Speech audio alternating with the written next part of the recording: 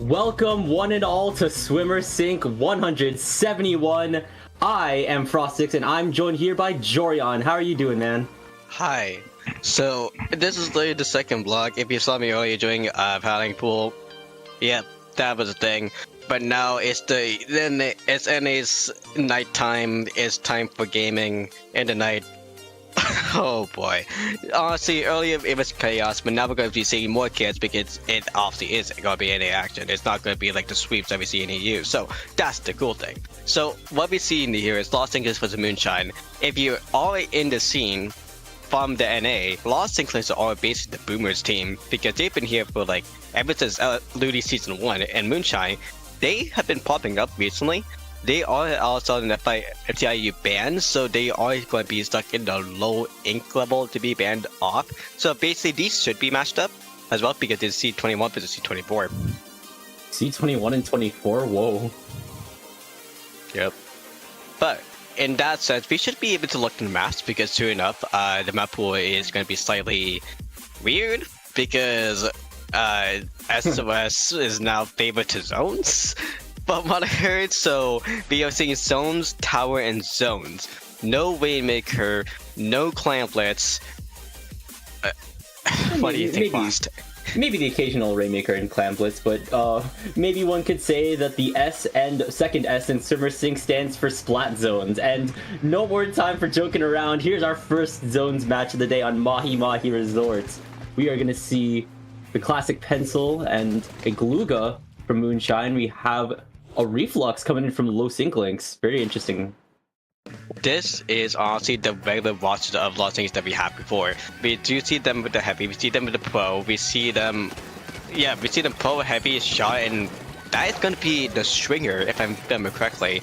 And honestly, also shout out to Hammy, by the way, for that sense. But that's immediately the first up. We see that Moonshine is going to be going to be down once. And that is going to be Hammy with the Reflux. I actually do remember they did type of mainly for Reflux the whole time. And with the missile spamming inside zones, that's going to be a huge collateral event for Moonshine to fight against. Definitely, zones can be very crucial in just taking back a zone when you need to. Another special that can take back zones in this instance is Booyah Bomb coming in from gaming with that Galuga, taking down Los Equals first, but watch out for that bomb. Covering more space as Moonshine takes zone. Los Inklings is in the lead with 61. That's a pretty solid start if you ask me, Jorion.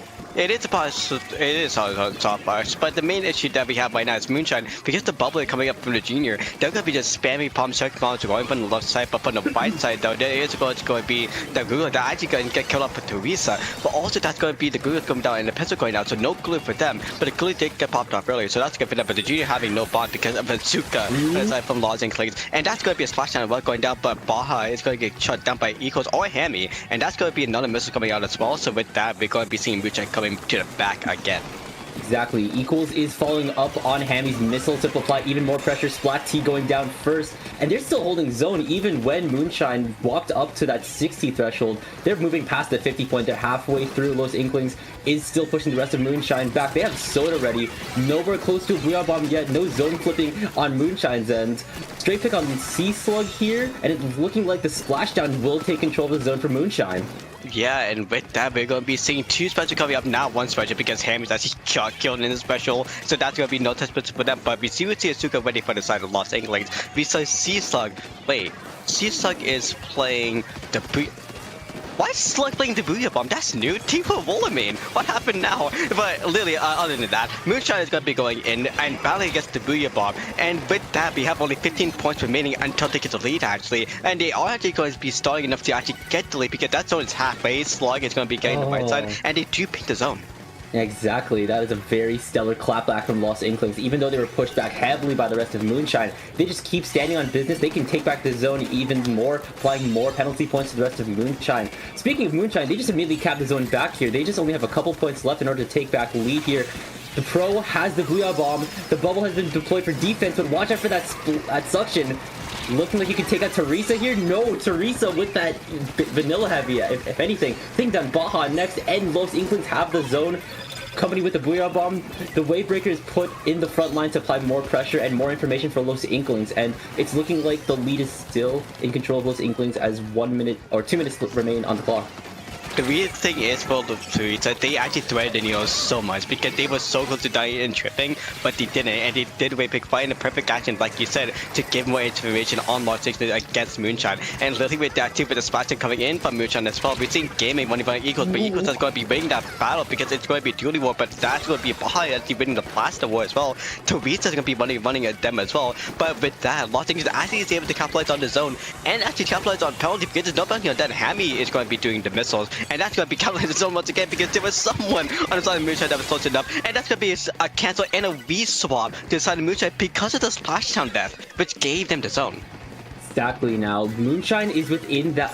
Los Inklings is actually within that. There is in a really close threshold to getting the knockout here, but that clutch splashdown from the custom blaster, I think, that maybe flipped zone, getting them a bit more time on their hands here. The Booyah Bomb's coming out. They have 1 minute left on the clock. Moonshine needs to act fast.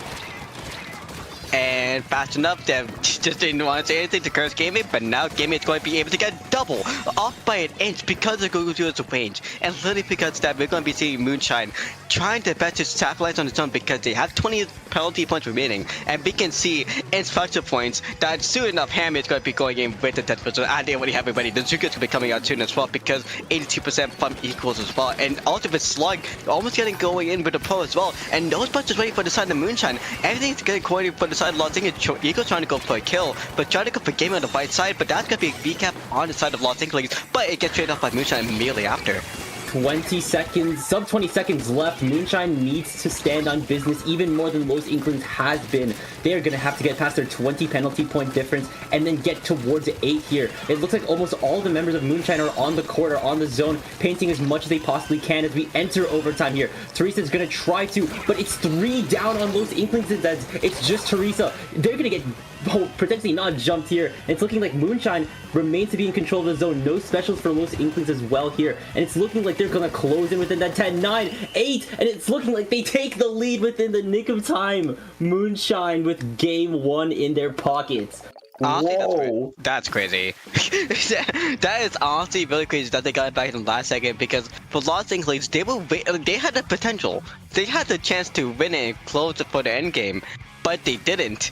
The reason only why is because they were playing a little bit too slow and didn't want to play aggression because they waited for the special, they got the special, and then they decided, hold. Not go a little bit more ahead. But for Moonshine, they just took the risk twice and say, screw it, I'm going to go for the zone. Took the zone once, basically got the recap, took the zone twice, and then they decided to hold on it because they didn't care about specials. They knew that they just wanted to play aggression against them because they know that them playing with range is going to be a doozy. But because we have Baha here with the blaster, that's going to be the big difference for them, and they got the correct picks to actually get the first point. Yeah, I could definitely see that. They're pretty much... Would you say that Los Inklings were kind of relying on that Tetsu missiles? They did have a Booyah as well. They could push in on that. Yeah, but they were. Unfortunately, they were relying on the special and definitely relying on the Tetsu missiles because, you know, Hammy with the... Hammy with the... Tetsu missiles, with special charge up, you can get 2,000 points out of that in the end. Like, honestly, how many points is Hammy actually getting that in the end? I'll ask him later. Yeah, always good to consult him. Now we're going to get a very, very well-deserved break from zones because within the middle of this Splat Zone sandwich, we have the protein, Tower Control on Hagglefish Market. Yeah, that is going to be basically... You know what's sad? Yeah. Baha. oh man, not on Hagglefish. Yeah, it's not gonna be fun type of Los Inklings because again, Baha with the blaster, that's gonna be the pun of the all time. The Baha blaster. The main thing though, Baha blaster, what's he going to be doing? The blaster, obviously one shot on tower, splashdown, confirming every kill. With that combo, you're going to be in a scary scenario if you're on Los Inklings. But remember, we're going to be seeing Hammy again with the reflex coming back. So they're going to be having 10 minutes of spam and also Slug. If they go with the Pro, that's going to be interesting for the Booyah. But since we already have Teresa on the Heavy, that's going to be kind of questionable though. Honestly, if I was Slug, like knowing Slug from the past, playing with them too, they should go Wall on this one because Wall on Tower has been really strong recently with the Bubbler combo as well. Interesting. Yeah, Bubbler would probably be good with getting past that dreaded second checkpoint. I mean, if you've seen me cast before, I like to call a lot of maps Sisyphean. You need to get that boulder up that hill, especially on Hagglefish. Wait, that hill. Where's the hill? What checkpoint? Oh, true. This Hagglefish is flat. Yeah. A metaphorical hill. Yeah. Metaphorical hill is mostly the second checkpoint though, because that second checkpoint is going to be the place that you will need to hold. Yeah. Because that is right on the snipe. And if you're going to be fighting against something like Teresa, oh, you're going to be shot in the base. Or even if you're battling against Clementine, because they are going to be running the pencil. Yeah, we're gonna see a switch from Gluga to V-Julie from Gaming here. Really good pick for Crab. We are seeing Hydra from Teresa this time. We're sticking with a Booyah, and Slug now has a Crab as well. Interesting Crab shift here, Jorian. That's an interesting switch for us, because if anyone saw Sponge's video recently about how to play Pro, I think that is going to be the advice that Slug is going to be using. Either going to be seeing Crab immediately coming on the right side, and we're going to be seeing them battling Commentators or Gaming right now. Not hitting for the bombs, so that's going to be good for them, but the push is going to be going to inside the Moonshine, off by 3 points though. Yeah, it really is just anyone's game. They just need to move the tower just a couple meters forward here. But it's looking like Moonshine is just stepping on the gas, moving forward, taking down individual picks for Los Inklings. Gaming's now going to pop that. Crab going to provide some cover fire as the tower pushes forward with the assistance of that bubbler here. Looks like the name of the game is Crabs and Bubblers and Booyah Bombs. It really does, honestly, but the side of Los Inklings, they're going to be trying to spam them out as much as possible for Moonshine. Again, Ball Blaster coming into play right now, as they're going to be helping the team go up ahead. SplatCAD actually going to be running the tunnel, but doesn't matter because Ball Blaster getting the double. Actually, not confirming the double, by the way. That is going to be huge for them, and SplatCAD is going to be staying on the tower with the bubbler, just with the new chucking bombs to the snipe, and literally with that second checkpoint going to the last checkpoint. This might be GG's. This could be GG's, but don't count out Los Inklings yet. They still have the firepower. They have the immense RPM, the fire rate of the Hydra coming in from Reflux, even V-Shot as well. It's looking like Moonshine's push is coming to a close, but don't count out Moonshine. Here comes the Crab from Gaming, and the missiles are coming in from Hammy as well, but Baja is in there like swimwear. They're going to do some chip damage here, potentially pushing it back Hammy further, but looking like the rest of Moonshine is getting flushed out here as only one remains, the Junior, and it's looking like Los Inklings is now going to push this to mid, try to reclaim zone as fast as possible so they can have their ground. Why you were saying that Hammy got a triple? Hammy got a triple? We're not going to count that out. Hammy got a triple because double with the missile, and then that final kill on a player. That is a triple right there, and that is giving Los Inklings a huge advantage with Slug actually going to get the Crab cut, but also going for double, getting Gaming Bomb, pointing getting cut up by Clementine, but Hammy's going to be slapping them off the bat. That's going to be basically a good backhand revenge on the side of Moonshine for Los Inklings to punch up to the second zone, but this is the issue, because the second checkpoint, and they don't have a bubbler, but look at Moonshine, they have a bubbler. That is going to be a huge, easy cap, but wow, what's going to happen on the third checkpoint? Nothing. Yeah, true. How are you going to get past that second? How are you going to get past second and on to third here as Moonshine makes their way to mid as well? Both teams has, okay, one team has a Crab, the other team has a Zuka here. Looking like Los Inklings could potentially shut down the Crab before Gaming can pop it. Splat T is in the front line, potentially moving to the side to at least establish more ground with what paint the V-Shot can provide. It's looking very decisive here, and it's looking down 2 down for Moonshine. Los Equals is now popping the Zuka, potentially getting more picks, getting rid of that bubble when possible. Hammy's got the missiles again, and watch out, Moonshine. Oh, watch out, Hammy! Was that Baja from the backline?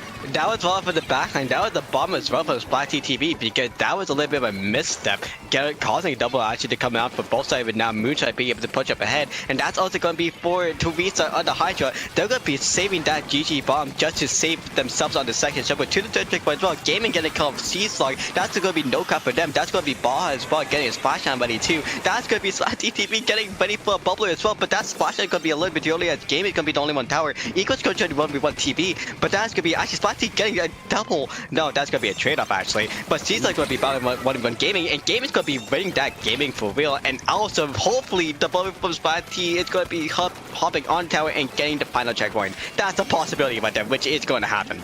Gaming is moving right now, using the dodge rolls for the dudes to weave in and out of fights, but Commentators curse, my bad, Gaming. They're moving to 19 now. That's checkpoint 3. They are at Los Inklings' doorstep. Baja with that clutch splash down here. Can they kick out anyone? That's a direct on Hammy. That's a trade. They are at 12. And Los Inklings has 40 seconds left here. They need to flush the rest of Moonshine out in order to get this game within potentially a single push, assuming everything goes wrong for Los Inklings.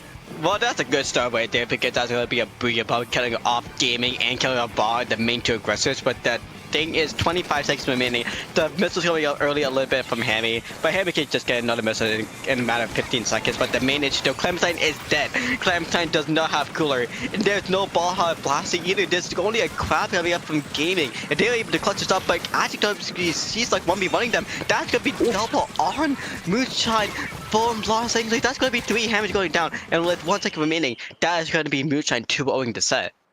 2-0ing Los Inklings. Whoa, that's insane on Moonshine's end. Yeah, because the Boomer team losing to the FAU also recently banned team. So that is actually really good. And unfortunately, Los Inklings need to go back to drawing board and really just needs to warm up because remember, this is round 1. Round 1, anything could happen. It's insane though. They don't even need to hit the 3rd zones match here. Moonshine moved forward. That was... the name of the game really is crabs and booyah bombs, man. It is. And honestly, with all of that, like, the crab... that's the funny thing. The crab part is for every team. Yeah. But for booyah bomb, it's only for Los Inklings, but... That's the thing, for Booyah Bomb, that slows you down a little bit. So with Crab actually being alive and Gaming just actually gaming, that is just causing Moonshine to be a victory. Yeah, exactly here. Even still, Moonshine did have initial troubles dealing with Los Inklings' fire from above. Not just a combination of the Tento missiles, but also with that Booyah Bomb. It may be a lot more effective within zones, but it still provided a lot of cover fire within TC in order to get them off tower. But, you know, Moonshine just continued to stay on point. They had that bubble ready to pop as well. Even if you had the star player Baja just making quick work of Los Inklings. Baja Blast, let me get that a combo, man. Yeah, honestly.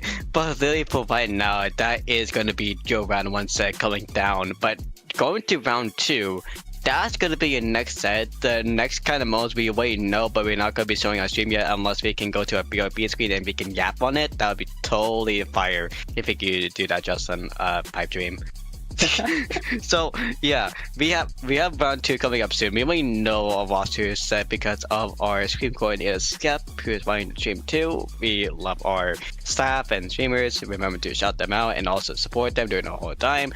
And also, well, right now, let's just talk about the actual weapons or plays that is still going on right now, because as we see with the next up, we are going to be waiting for is going to be in Group I. And this is the thing with Group... Okay. Yeah, we're going to be going to Group I. But here's the issue with Group I. YouTube 2 MP4 versus Matthew. Matthew being on next by SplatCAD, they're 1-1. We take 2KO. Shout out to them, they are a big W team. But it's SplatCAD-Black Team. SplatCAD-Black Team. Foss, you should know them a little bit. They're coming from the CCA. Yes, I do. They've won, if I remember correctly. They didn't win it though. I didn't cast Div 1. I was casting Div 3, those who know. But yeah, shout out to the guys that competed in CCA finals. Those guys were intense. Those were intense matches to watch. Yep. Div 1, Div 3, Div 4 went to Grand Finals reset. Div 2 didn't. And we were the first one to end. Funny enough, after we delayed so much times for some reason, so that was the funniest thing ever. But honestly, though, that's the main thing. We take 2KO for the SplatCAD-Black. We take 2KO. I'm also going to be winning set as a one-off. YouTube 2 and before versus Matthew. As I said before, they are going to be going to a game 3. That's seed 31 versus seed 14, by the way. Matthew is seed 14. Matthew's seed 14? Whoa. Matthew's seed 14, and they're going to a game 3 against seed 31. That's C31. Whoa. That surely is going to be a comp diff. But also the reason, oh, wow. Is it Absolute Cinema or? Absolute Cinema and also some kind of roster cinema right there. That's another thing too. So, yeah. But really it is going to be, again, pickup with pickup. And also some returning players as well for YouTube time before with Nelfire, Nasect, now player, a fellow commentator, a fellow commentator, and a OG player as well, which is Matthew, who has plays from Incognito. Oh, is this like a fragment thing? It's like It's pickup. It's still pickup. well, yeah. Pickups are fragments. Yeah, of other fan things, really. all that fan groups, all that. Honestly, like at the same time too, you check out the Gommel.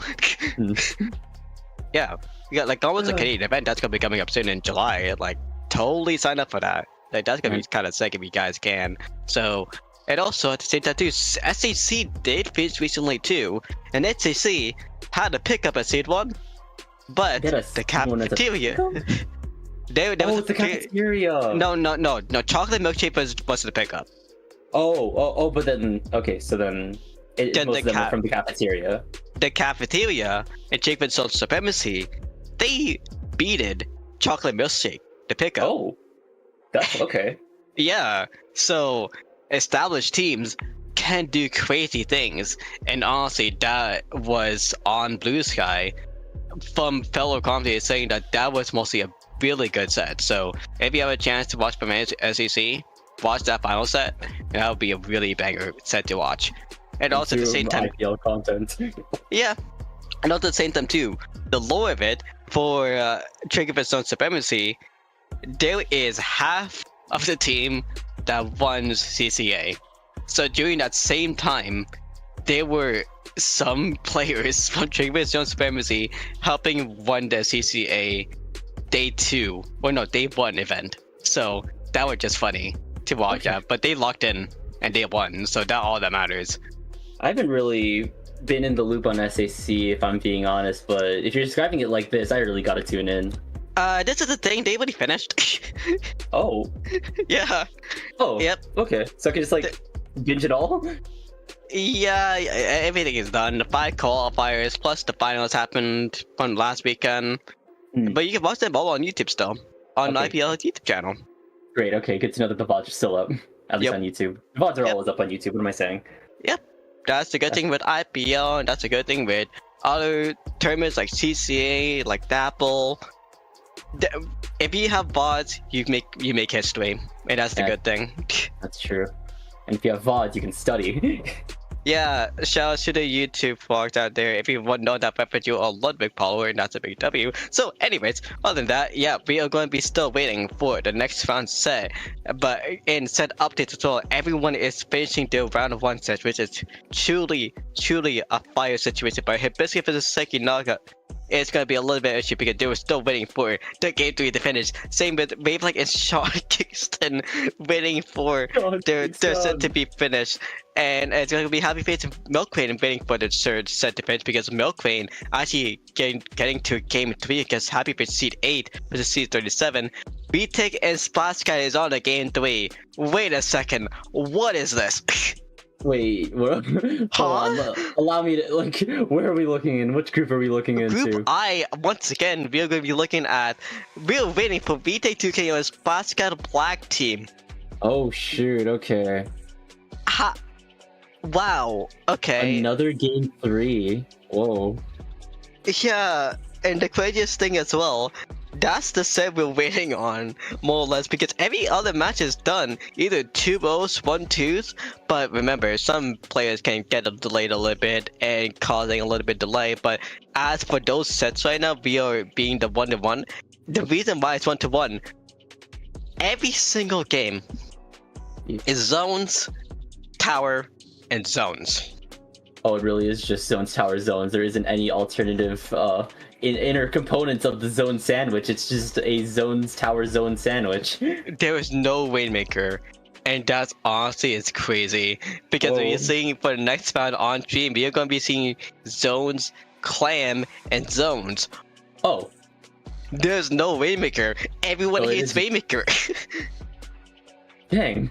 I remember back when I was doing CCA, it's like maybe Rainmaker could be drawn out for a while. That does make sense on why we're seeing an absence to Rainmaker, if I'm being honest. Yeah, but the funny thing is though too, if you want to talk about CCA again, the most pick'ems in the pick'ems that they did, there was a voting. Well, there was a guess about what mode was the most counterpicked, and the counterpick for The most counter pick for day 2 was not Waymaker, it was Tower. It was oh, that's true. Yeah, I remember that. Tower. I remember Astro saying that. Oh, actually, if anything, I'm getting some intel from stream coordination that apparently Rainmaker will be the middle game next set. Yeah, but that's the crazy thing. How did we go into a zone sandwich for groups? That's the most craziest thing that we got into.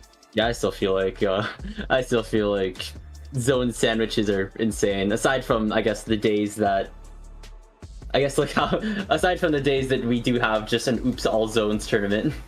Yeah, that's kind of sus, because honestly, if I remember from SOS like 20 SOSs ago, we didn't have the sandwich before. This is newly added. Yeah, we newly added the sandwich in like SOS 165.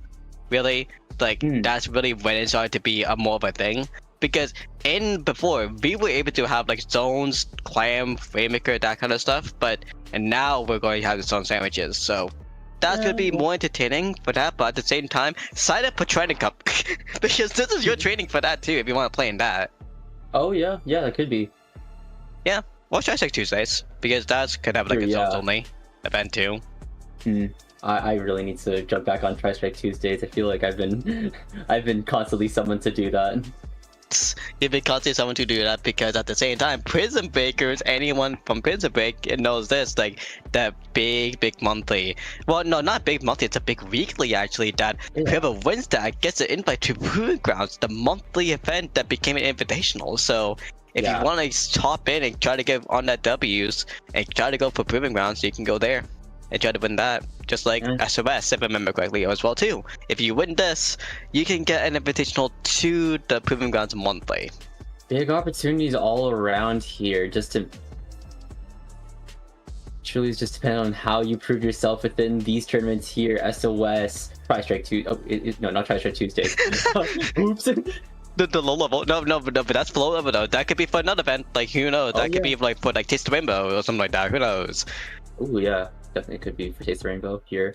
We're still waiting on those game 3s, aren't we? We are still yapping for the game 3, but if you want an update for Group F, Hibiscus versus Sekinaga wins against Hibiscus in a 2-1 setting. C17, so that is not an upset, that's honestly just accepting the fate there. Sean Kingston gets wavelength, so they got temperature at least, so that's cool. But we are still waiting for Retake 2KO for this SplatCAD-Black. Oh, I wish someone was streaming this set. That is going to be our next match because it's going to be Matthew versus whoever's next. Saying on stream Matthew versus SplatCAD-Black, but it could just be it depends. No, it's gonna be. No, it's gonna be. Oh yeah, okay. It's remember, it's not Swiss. It's Eclipse. The main thing is though, whoever wins that set is gonna be either going to be 1 in the out or 1 down. So that's the issue. So really, for that setting, we take 2KO. If you want to go into stats in the match, we take 2KO won the zones round 1, and then Vasquez won the tower, and now it's Yamame Ruins for the matchup. So we're waiting on that for Yamame to be done, even though it should be done by now, like 2 minutes, but they might be going to OT because the rosters honestly proposed, and that might be the reason why. Honestly, long OT. It mostly is gonna be a long OT because knowing some people and some friends from BT 2KO, honestly, I'm a little bit biased. I hope they clutch up, honestly, but this is the main thing. If you see them going against C9 and taking a point on the other mode than zones, that is going to be a big issue, or a big scary factor for Matthew going into this round 2. Okay. I understand it now. Yeah, there's big headlines and big events and big issues that's going to be happening if they go on and lose or win against this. But at the same time too, like, we just wait. It just round 1, so. It is just a matter of time, honestly. Yeah. And also, and one funny thing too, one main thing is you are in Canada, right? Yeah, we're both Toronto casters, hey! Yeah, that's the funny thing. Everyone does in America or like in some other places, they have finals. So yeah, true. I've been done. Yeah, no, us Canadians like did finals like a couple weeks ago, so like we're already on break, so Yeah. that's big W for us, and good luck to the fellow. No, wait, you know what's funny? Yeah. SplatCAD is a college team too. Yeah, Remember SplatCAD-Black is like they competed in TCA if I remember correctly. Yeah, when did they finish the finals?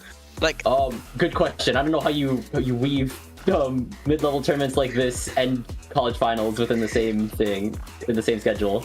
like, do they have like finals tomorrow or something? Like, that's the big question. Like, it's I guess another fellow commentator no said that they have finals later.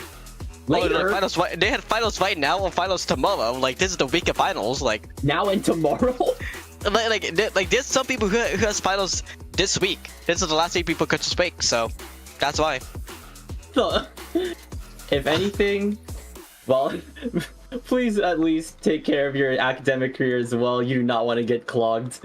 I've learned this as well. Even trying to balance casting and my finals as well. Actually, I think I balanced it pretty well. Yeah. Well, honestly, like I think in Canada terms, I think the latest one that's still in college that's still doing exam, I think maybe something like TMU. Yeah, I mean, I go to OCAD and like there's a couple of my friends still doing exams. I was in Humber before, and they had some before still doing it, but honestly, at the same time though, that's Canada colleges for you, and also shout out to the Block League, esports, all that stuff. Support college esports, please do it. It's fun to see. Like honestly, CCA merch. yeah, no, buy CCA merch. For real. Okay, so yeah. With all that, I think we yapped for like a really long time. No, wait, no, we didn't yap about one thing though. Why doesn't IPL have merch? Yeah. I would mind having an IPL beanie. Like, we have stickers. Oh yeah, where's the rest of merch? Like, I honestly, mean, merch can be a little bit tricky to produce. I won't blame them if like the thought hasn't really been in consideration yet. yeah, like honestly though, I think I do know that some of the head TOs of IPL did have some merch that they made by themselves or something, or was like a beta. Maybe that was a long time ago or something as well. Surely it's still in the draft. It might have been, it must be still in the draft, but the main thing is though, I think I remember our old elder JPEG having like an IPL beanie or something. So like, the real? I just said that as a one-off because I just love Tukes. I feel like it's a thing. No way. I feel like it was a thing. I felt like I saw it before, but I do not know 100%. But honestly, no. Like, why does an IPL merch? I'd love to take some of that. That would be so cool. It's looking like Group I's finally finished it up. Retake 2KO has taken the win against SplatCAD-Black here. Looking like it's almost all wrapped up here, Jorian. Yeah, actually, it is wrapped up because it's a 2-1 setting. It's done. So okay, like, it's done. So yeah, we are gonna be moving on to round 2 in a bit. So yeah, Matthew versus SplatCAD-Black Team. That's next. Does SplatCAD have... SplatCAD has more teams, right? Not just Black. Yeah. Don't remember the colors. Yeah, it's black. I think it's gold as well. Oh, I think I remember SplatCAD Gold from CCA. Yeah, I think it's gold, but... Or if they were my div, but... That's a new one. Like, gold's the newer ones, but black is like it's one of the higher ones, so like, yeah. Okay. So, black is going to be the one that we mainly want to look at because they are the OG SplatCAD team. But really, for the side of Matthew, it's more or less like a div forward pickup because of Incognito pickup, but they wanted to change their name to Matthew for some reason. So why not? Why not? Okay, they have the Fortnite air sprite as their profile picture. That's cool. Wait, what? Yeah. Fortnite what now? It's a very long, convoluted story. Fortnite's been through a lot recently. Fortnite's been through a lot. I don't know if I want to like yap. We can say the yapping about Fortnite for a little bit later. Maybe you should yap a bit about ship-shaped zones right now. Yeah, we can talk about the math, but honestly, the Fortnite yapping kind of would be funny if you put it into the story of ship-shaped zones. What am I supposed to do? Explain it in Fortnite terms? Explain it in Fortnite terms. Go ahead, do it. That's the funniest thing that could be ever done. Honestly, right now. Ship-shaped zones within Fortnite terms is like being within Final Circle, in which everyone has just more mats than you, and you have barely any mobility and mats. So if you're in a really tricky situation, you are prone to being locked out and will not get the win. Much like ship-shaped zones. What season do you relate that to? OG Fortnite or regular? The currents, just in any season. You don't relate that to OG Fortnite? Hmm? I was explaining that in OG Fortnite, or like general Fortnite. I don't know. You just, but then you would explain it regular Fortnite terms, but do you relate that to the map itself? What kind of what season do you relate that to? I don't know. I don't know if I remember a lot of seasons in which all the new POIs were flat and had barely any, and had like very limited mobility, and were very prone to. I don't know, very prone to being stalled out because of a very, very large choke point. Well, that does seem like one of the newest. Well, it seems like one of the old seasons, like season 3 or season 4 of Fortnite. Honestly, yeah, it's like landing. It seemed like that. Like landing at tilted towers and not finding a weapon. Next thing you know, you're stuck in a building. You have no weapons, and your pickaxe that only does 10 damage because they only added 20 damage pickaxes in like I don't know season 5 or 6. That's what you call crap like capital. Which is going to be on map 3, so like you were close. But Ship-shaped Conquer kind of relates to is like greasy groves, honestly, because that does have like the Ship-shaped Conquer kind of trend, but also that is like where the choke jugs too like got like splattered out, like with the old busty factory like got broken into, like has multiple elevations, that kind of stuff. Yeah. That relates to this map out. Yeah, I guess I've been playing too much. Like I've been having too much of a comp mindset. I need to really lay back. Dude, I need to be chill like that. Dude, honestly, at this point, the main thing that you want to do, if there is nothing to say as a commentator, in fact, you just want to have fun. And why not? Really, yeah. If you say about Fortnite, we're going to say some means about Fortnite because again, in the commentator history, there was a time that Splatoon went down during a tournament, and I remember that. I was casting Tri-Strike Tuesday when that happened. Yeah, but in Pixel-based terms, they went to Fortnite. And 1v1 of Fortnite. Tri-Strike Tuesday went to Farmbridge Valley. Wait, what? It's just like, the maintenance hit us, and then whoever was like, the TO just said, okay, we can't really do anything, and we're not gonna move to Splatoon 2. First one to like do a bunch of stuff in Farmbridge Valley wins unofficially. But, what? Wait, that's how you. How do you even play Farmers Valley and 1v1 on that? Like get that resources to it. That's you can play multiplayer on that. You know that, right? Like I think it's probably multiplayer. Yeah. You can cheat. You can cheat on it and just have like a whole like 16 player or 8 player like playing Farmer Valley to help you play in that, but no like TO spectating for you like on that. Like that's like you can cheat on that. You know that, right? Maybe the TO was also playing Farmers Valley at the same time. Who knows? Well, what if they done with checkers on checkers at the park, or even poker? That would have been really funny if they did poker. If anything, when maintenance went down on that day, actually, whoops, no more time to yap. We have finally entered quote-unquote Greasy Grove, aka ship-shaped zones. God. Okay, so going into Greasy Grove colors, ship-shaped zones, we are going to be seeing in the green, we are going to be seeing that's going to be SplatCAD-Black Team, and in the purple we're going to be seeing Matthew, aka Incognito, which is going to be having Molotech, Widow, and also 2 other bigger players, Kai can aim, and also we're going to be seeing another player, Jinx, on the side team. I think both for the SplatCAD-Black, we're going to be seeing Elsia, an OG sniper player. Actually, by the way, I should shout that out too, and also the other teammates with the flammable actually playing clutch as well from Matthew right now, taking again missile action, taking the way in the first zone. Exactly here. Matthew just makes very quick work of the first zone. They're going to break through the 70 threshold here, and it's looking like Fruit with the Dreadringer has that reef slide ready, but once again, they're getting locked out here. Sky can aim is proving their name wrong. They can aim. They're locking the rest of SplatCAD-Black down, and it's looking like 2 are going down for the rest of SplatCAD-Black with that tri-strike here. Milotic is just in their face. Jinx going to go down to Kitsune's Stamper here, looking like they're alone on that push, going down to Sky can aim, dodge some Zuka shots in the mid, or that's not even Zuka shots, that's crab shots here, providing some cover fires. The rest of SplatCAD-Black needs to act fast or else they're gonna get KO'd here. Matthew is reaching the 15 threshold. They always just 50 judge, but they do come in beat slider with, yeah, no, that is a beat slider actually. They do clutch it with, yeah, they clutch it with the beat slider, and that's a big W right there because they do capitalize on knowing give Matthew 63% penalty, but at the same time too, we see Bird, we have a call him Bird. They were so close to actually getting a second cup, but they got just finally knocked down in the 2v1 setting against Matthew, but them on top on the right side of the corner. But for seeing right now, we see a crab buddy outside of Matthew, and we see a Stampede buddy from SplatCAD-Black Team going in with the Zcaster window, ready to put it 2 down. That's not going to be the issue right now. They want to survive. No, exactly here. Matthew is almost out of the threshold. They have 15 points left on the penalty and 13 points left on their actual point mark. They have tri-strikes here to get more presence here. Even with the zone potentially going to be flipped for the rest of SplatCAD-Black, it's looking like they can flush out Fruit here. Fruit's going down. Virtuous is dodging in and out. The jumps are being cancelled, and it's looking at SplatCAD-Black takes back control here.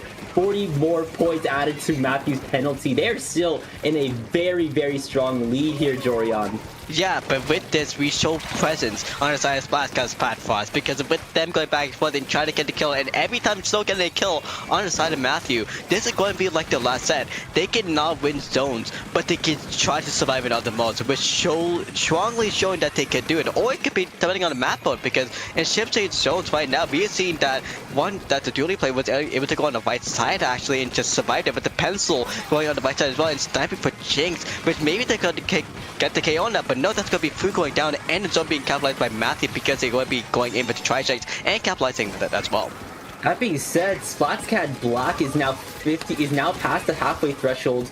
It's looking like Matthew's going to make more quick work. They're going to flush the rest of SplatCAD-Black back to their spawn point here. Widow's providing more pain control of mid. Tri-strikes are almost ready in terms of Widow here. A lot of SplatCAD-Black are positioned within the left side, or right side actually, in terms of SplatCAD-Black's spawn here. Keeps in with that Zipcaster, you're going to try to get some sneaky picks here on the flank here. It's looking like SplatCAD-Black will flip the zone.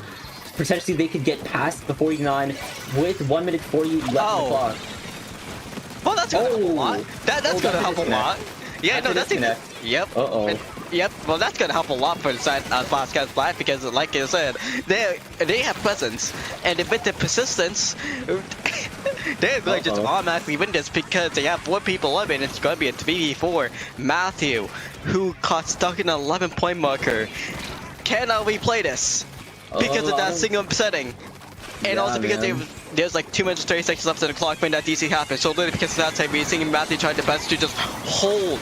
They are trying their best to hold to come back in. But at the same time, we're going to be seeing battle against the side of SplatCAD-Black. That's going to be 1 down, there's going to be 2 down inside Matthew. That's going to be a wipe out on Matthew. SplatCAD-Black is going to be staying alive and multi-KOing in this first win.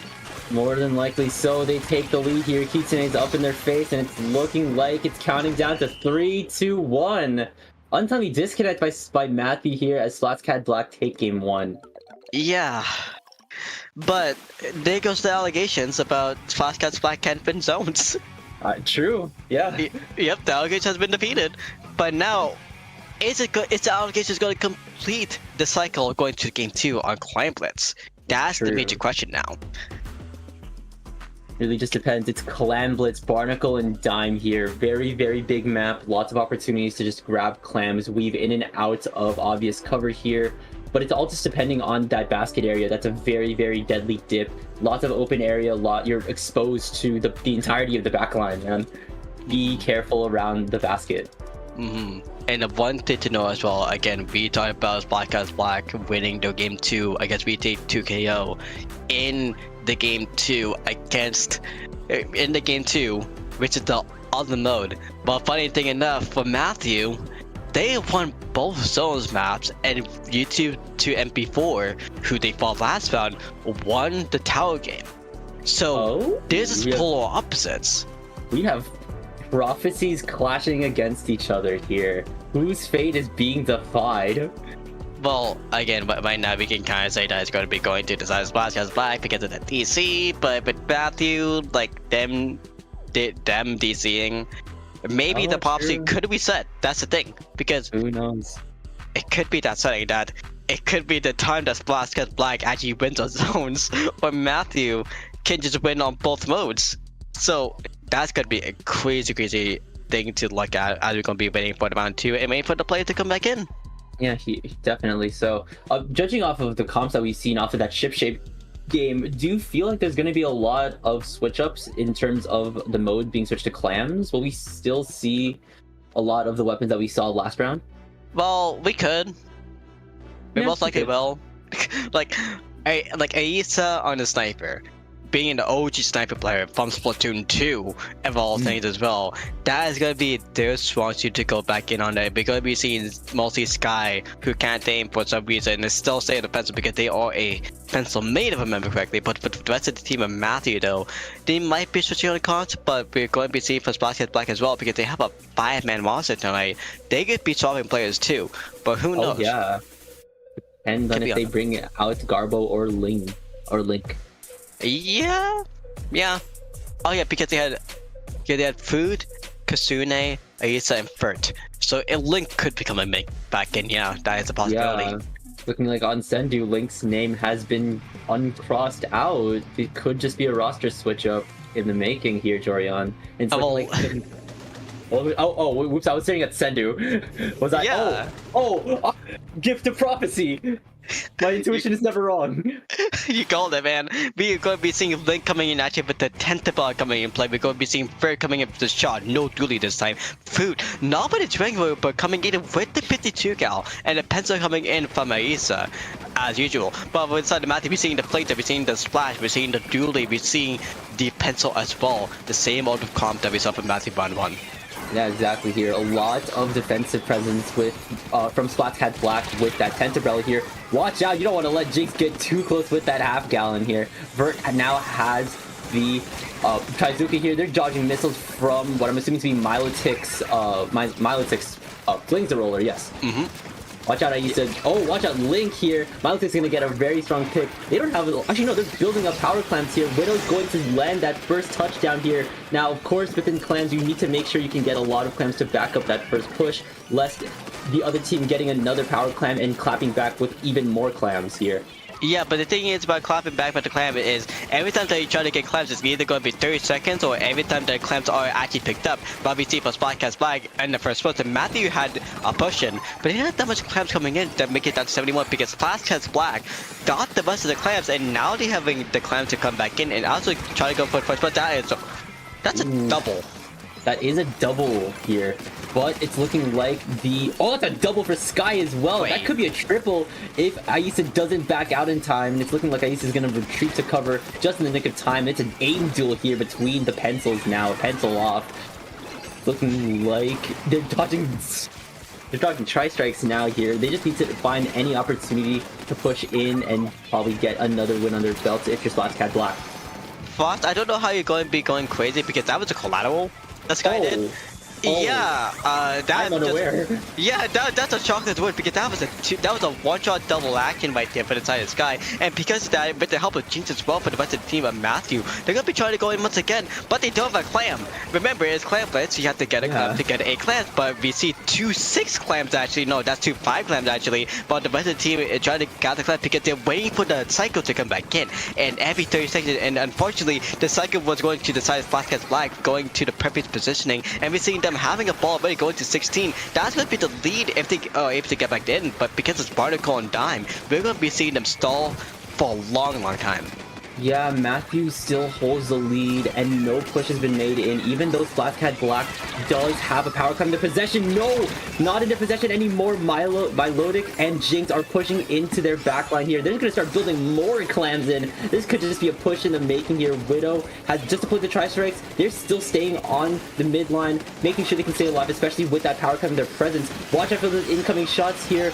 That's Milotic down, dodging Zuka shots, dodging Whale. They're still alive. They still have lead. They have 2 minutes left on the clock here. SplatCAD-Black has barely anything to just get past if they want to get lead, though, and they're pushing forward.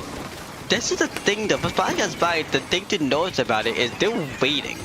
They're waiting for that perfect opportunity because they know if Matthew screws up even a little bit, even try to go a little bit aggressive, going a little bit ahead, they're just worried about Sky really. But in a moment like that, if they mess up something like that, and Food actually gets a kill, not getting the kill what they wanted because that could have been a solid double right there, but we see that Ethan comes back in and actually gets the lead. That's what we wanted to see from the side of SplatCAD-Black, and with that they have a lead, but they need more clams. But Milotic battling with Link, they need to get this win, or the tower or the clam basket actually closes up, so that's gonna be a chance for Matthew to come back in actually too.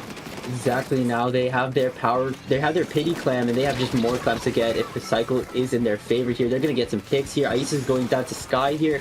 The rest of SplatCAD-Black is still mostly on Matthew's doorstep, but they're just trying to get the most control of mid. The Zuka's coming, not the Zuka, the Tri-Strikes are coming out, the Soda's coming out, and it's looking like SplatCAD-Black has a push in the making here. They're still staying around mid here. The Whale is coming out here. They're moving with the 10 shield provided by Link, and the missiles are on Aisa's shoulder here. Watch out, you don't want to get caught, especially with being halfway towards the cooler here. No picks. It's like both teams are waiting here, especially with the lead being so slim here.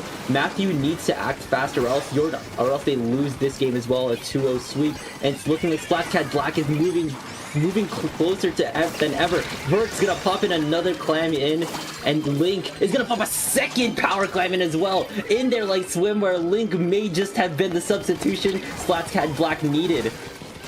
They passed the clam. That's one thing that happened for Link. They passed the clam, and now a jump is going to come in. Oh, that's actually really unfortunate for them. But now on the side of SplatCAD-Black, they just want to stall because Matthew's gonna be having a pity climb ready, and if they stall it in, they don't have two. They have a chance for two though, because that's gonna be Melotech on to do. They're able to go in on the right side and try to get it in, but no, that's gonna be SplatCAD-Black actually delaying the path. The paths are going down, the flings are going down, the splash are going down, the shots are going down. Now it's only on Jinx, who's rolling desperately to come back in. They do get the ball, but with no players coming back in, but other Melotech gets killed off as well. Melo is going to be coming the last one alive, but no, that's he's a shutting down. And little bit all that, Jinx is trying to come back in again and not having any clamps. That's a GG. Yeah, they were just coming in and falling like dominoes to SplatCAD-Black. That's a 2-0 sweep, winning this set. And it's looking like Matthew's prophecy has been split down. Oh man. Some game. This is now a 50% win rate for Matthew on winning on zones, and for SplatCAD-Black, they have 100% win rate on game 2. That's Watch crazy. out, whoever's playing SplatCAD-Black here. Don't mess with the college students when they're on crunch time. Yeah, don't mess with the college students on game 2, because game 3, that's when it's going to go wild. But we're not going to see game 3 here. We only saw game 1 and game 2 because it is best of 3. So, in that setting, we are gonna be right back, going to a round 3 set coming soon, because everyone else is still continuing the sets again, by the way. So we're gonna be seeing Lunar Eclipse versus Seapunks with a pickup in a bit. Oh, yeah. Okay. Well, catch you all later. Stay on chat and well, outro. 小红书.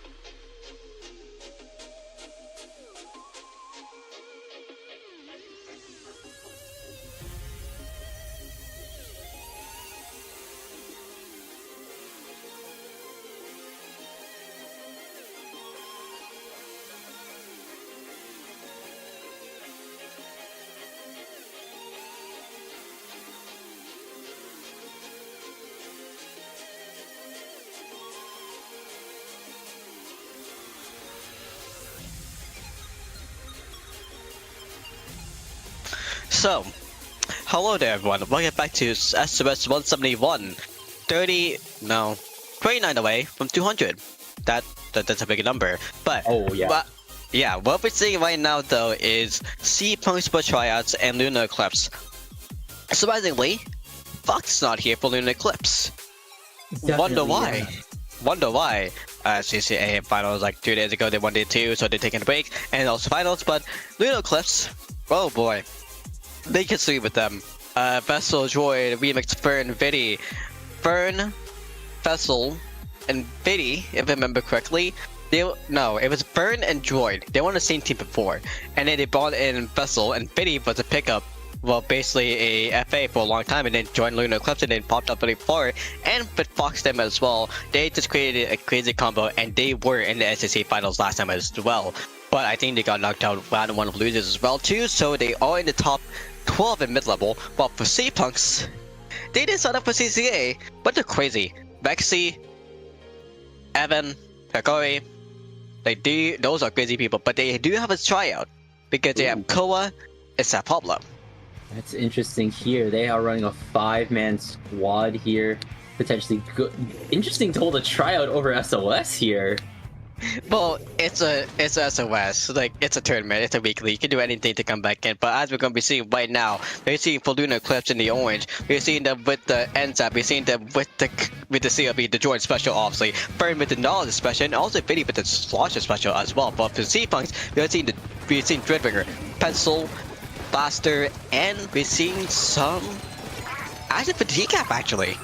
Yeah, we are seeing decaf. I saw a lot of decaf back in CCA here. A lot more decaf appreciation as a Splatoon main here. Koa's going to make a lot of good work, especially with Ramen Bull's verticality here. Jumping out of the fight here. Fern securing more picks here. They're going down to what looks like to be a Reef Slider from that Dreadringer here as Seapunks with friends take the zone back here. Lunar Eclipse has 78.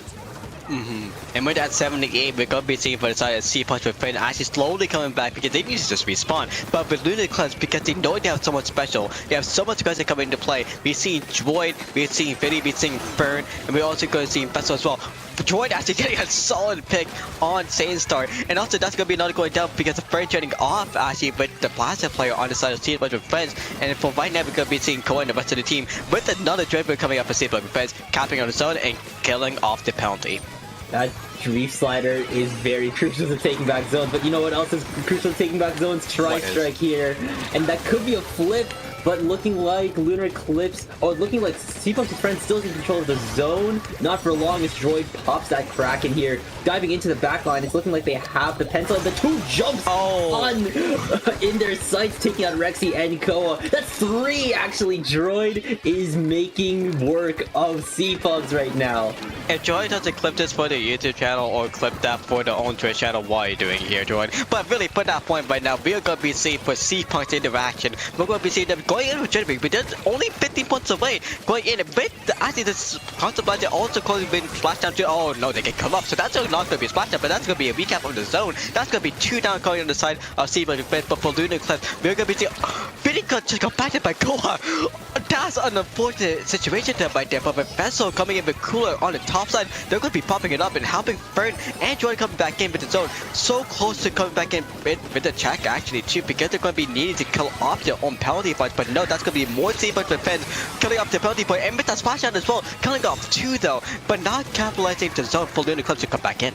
Exactly, Lunar Eclipse is still staying solid under pressure. Even amongst the Reef Sliders, even amongst the bubbles, they can cap back zone extremely quickly. And it's looking like that could be the case with the Inkstorm coming in here with the bomb. They're holding a 47 lead here. They just need to whittle down their penalty points and just hold the lead for the next 2 minutes, 13 seconds remaining here. It's looking like 2 are going down. First the Nod, then the Range Blaster here. Seapunks with friends have been established as the type of not the type of team, but within this match they can easily flip back zones with all the specials they have in their arsenal that can just immediately take a lot of paint here. Rexy, Koa, they're going in. That's a devious direct onto Fern. The soda's going up. They're gonna potentially get some more info. Here's the triple splashdown on standby here. Can they take out Droid here? Droid's been making a lot of work with that custom range blaster here. Watch out for the tri-strike from Lunar Eclipse. Not in your Koa. That's 2 down for Seapunks with friends as Lunar Eclipse takes a zone once more. That was just action on action right there because we saw Tri-Strikes coming out, we saw Tri-Strikes coming out, we saw Splashdown coming out, we saw even more of a Splashdown coming out as well. We saw Dreadwind coming out a little bit there too. We're now going to be seeing a bubble from Seapunks showing up soon enough. But Vinny here is going to be trying to go on the right side, trying to go for Vexy, but at the same time that's going to be Vessel trying to go for the right side as well. But that's going to be at the same time too, that's going to be Vexy trying for Direct, and they do get to Direct, and maybe trying for a second one of Fern, or even on Vessel, but they're playing a little bit out and getting Fern. Exactly here. They're out of their penalty zone. They're closing in on the 34 that Lunar Eclipse has. Now's the perfect time to make a good impression if you're the tryouts on Seapunks here. Vessel going down. Roxy's just in there. Koa's in there. They're moving in. Fern's within their sight line. That's a wipeout for Lunar Eclipse here. They're counting down. 15 remaining. 45 left on the clock here. They're just making their presence known as 5 ticks are remaining on the clock here. Vivid's trying to make work, and it's not enough as Seapunks with friends take game 1. Stellar performance if the tryouts were on the team. Yeah, but here's the thing though. Going to game 2 is the offset mode. Remember. Oh, true, it is. It's the offset mode. And the one thing to know as well for Lunar Eclipse, if you don't know about Lunar Eclipse, they are a monster in other modes as well. So, oh wait, it's Manta. Oh, it's Manta? Oh, never mind then. Throw everything off the window. That's gonna be a 50-50 right here. It's Manta on Rainmaker. Rainmaker is your protein within this zone sandwich. It's a 50-50 now because it's Manta. If it was any other mode, you could say because it's flat, it could be any kind of mode, but literally because it's Manta, of all things. Of all maps. It could be done in 30 seconds, or it could be a Stallfest. That's true. Yeah, you know, you will be constantly shot at from all angles on Manta Maria. Whether or not you're in mid on the grades or deep within street, you will be found some way or another, especially if you're on, specifically with the blasters from both team comps. Yeah. Honestly though, in the main thing though, with this, Droid, Vexy, Viddy is gonna have a lot of fun here. Honestly, Burn, if they stick with the Nautilus, is gonna be having a little bit of issues because it's the Nautilus. But for the side of Seapunks with friends, Koa, Pablo, and Akari, we saw play. And also the main thing is we saw Decap for going on the side of Seapunks with friends actually too. So in that scenario, again, it's the 50-50. Is it going to be going down to 30 seconds because Lunar Eclipse is going to be going structure forming, or because Seapunks is going to be going aggressive forming and going straight to the first checkpoint, going on the right side and getting the KO straight off the bat because that's going to be 3 down from Lunar Eclipse. That right side is very tight packed in. That's elite. That's just prime farming location if you're a blaster, or if you're a splatling, or if you're in the backline if you're a pencil. That is true, but at the same time too, there is going to be the top path. I forgot the name it's called. I think it's called the... I'm not even going to guess it because I think it's called the caboose or something. But the main thing, the funnel, that's going to be the way the main issue is because that's going to be the top grade area. Like someone can sneak in, definitely Fern, because they are going to be sticking in with the Splashdown Nautilus. Splashdown Nautilus, whoa!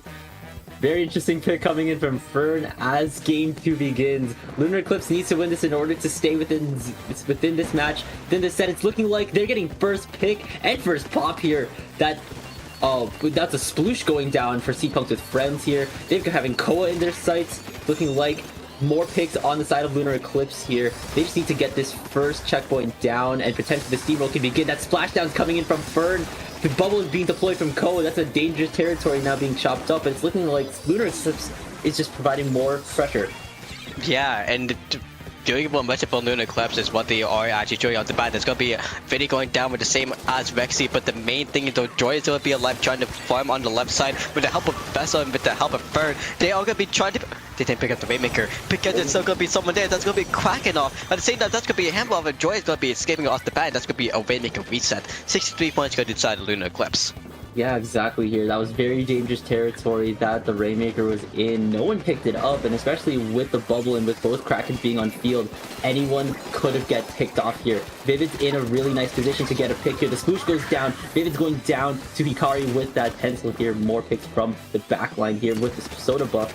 All Seapunks really needs to do is pick up that Rainmaker and get going on both sides even. Looking like the right side is pretty unattended. It's just Droid there. And as long as they can get the pressure going, Vivid's going down. Saint starts on the backline. The hammer is ready to be deployed. Watch out, Fern! Watch out! There we go. I didn't want to say anything because that would have been cursed. But at the moment though, we saw Seapunks with it actually capitalizing and getting the checkpoint. And that's going to be huge because Vinny was trying to do the best, but no, Rex is going to be shutting them off actually. And literally with that, we're going to be seeing them trying to go. Who's shooting to Rainmaker? Sure, that's going to be Vessel actually with Fern and Jordan on the right side actually stopping it for a little bit of time. But because of that, and because the Rainmaker actually got reset because of the last moment that they picked it up, someone got the kill on the Rainmaker from Seapunks. And that's going to be a fully reset. Now they're going to be capitalizing again for Lunar Eclipse. Trying to go on the right side. If they want to, Vessel's going to be trying to try to do all that. And Vinny is going to be helping him out too. We're going to be again, Koa playing defense on the decap. Trying to do anything. Rexy didn't matter. Rexy just took that and started running! They're at 31 now. Lunar Eclipse needs to start moving. They're on Soda Buff here.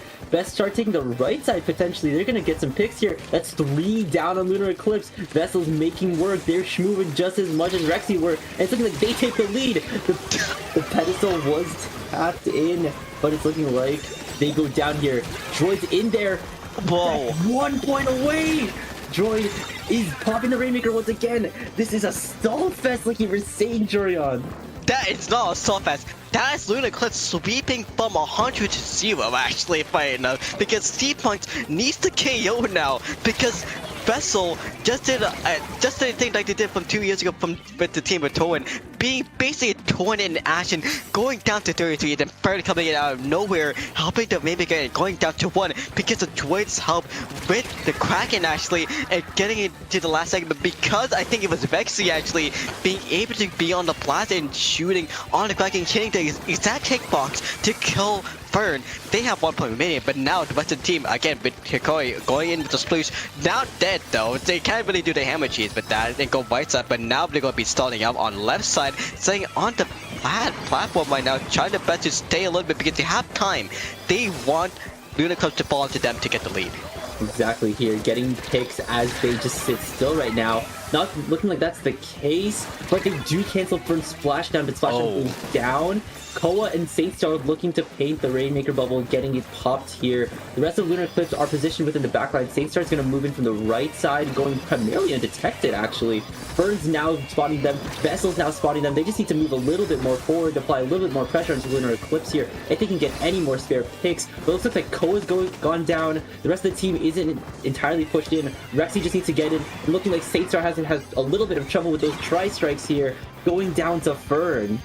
This is what you call a soft as lost, because in that moment, Saint Star, like you said, was on the radar waiting for Vexy for the rest of the team to show up, but at the same time too, it's a little bit of miscommunication because they were wanting to all see, but also that was better just getting a bump on Saint Star because, okay, that's a wipe on the side of seeing a bunch of friends, and literally with 50 seconds remaining, they just need to stay there and win. But Saint Star is going to be trying to do something to stay on the right side though, but they have also not to do it because Sploosh is going to be killed off. That's going to be blasted, killed off. Koa trying to be the last luck being alive, but with 3 seconds remaining and no one picking up Rainmaker, this will be GG's.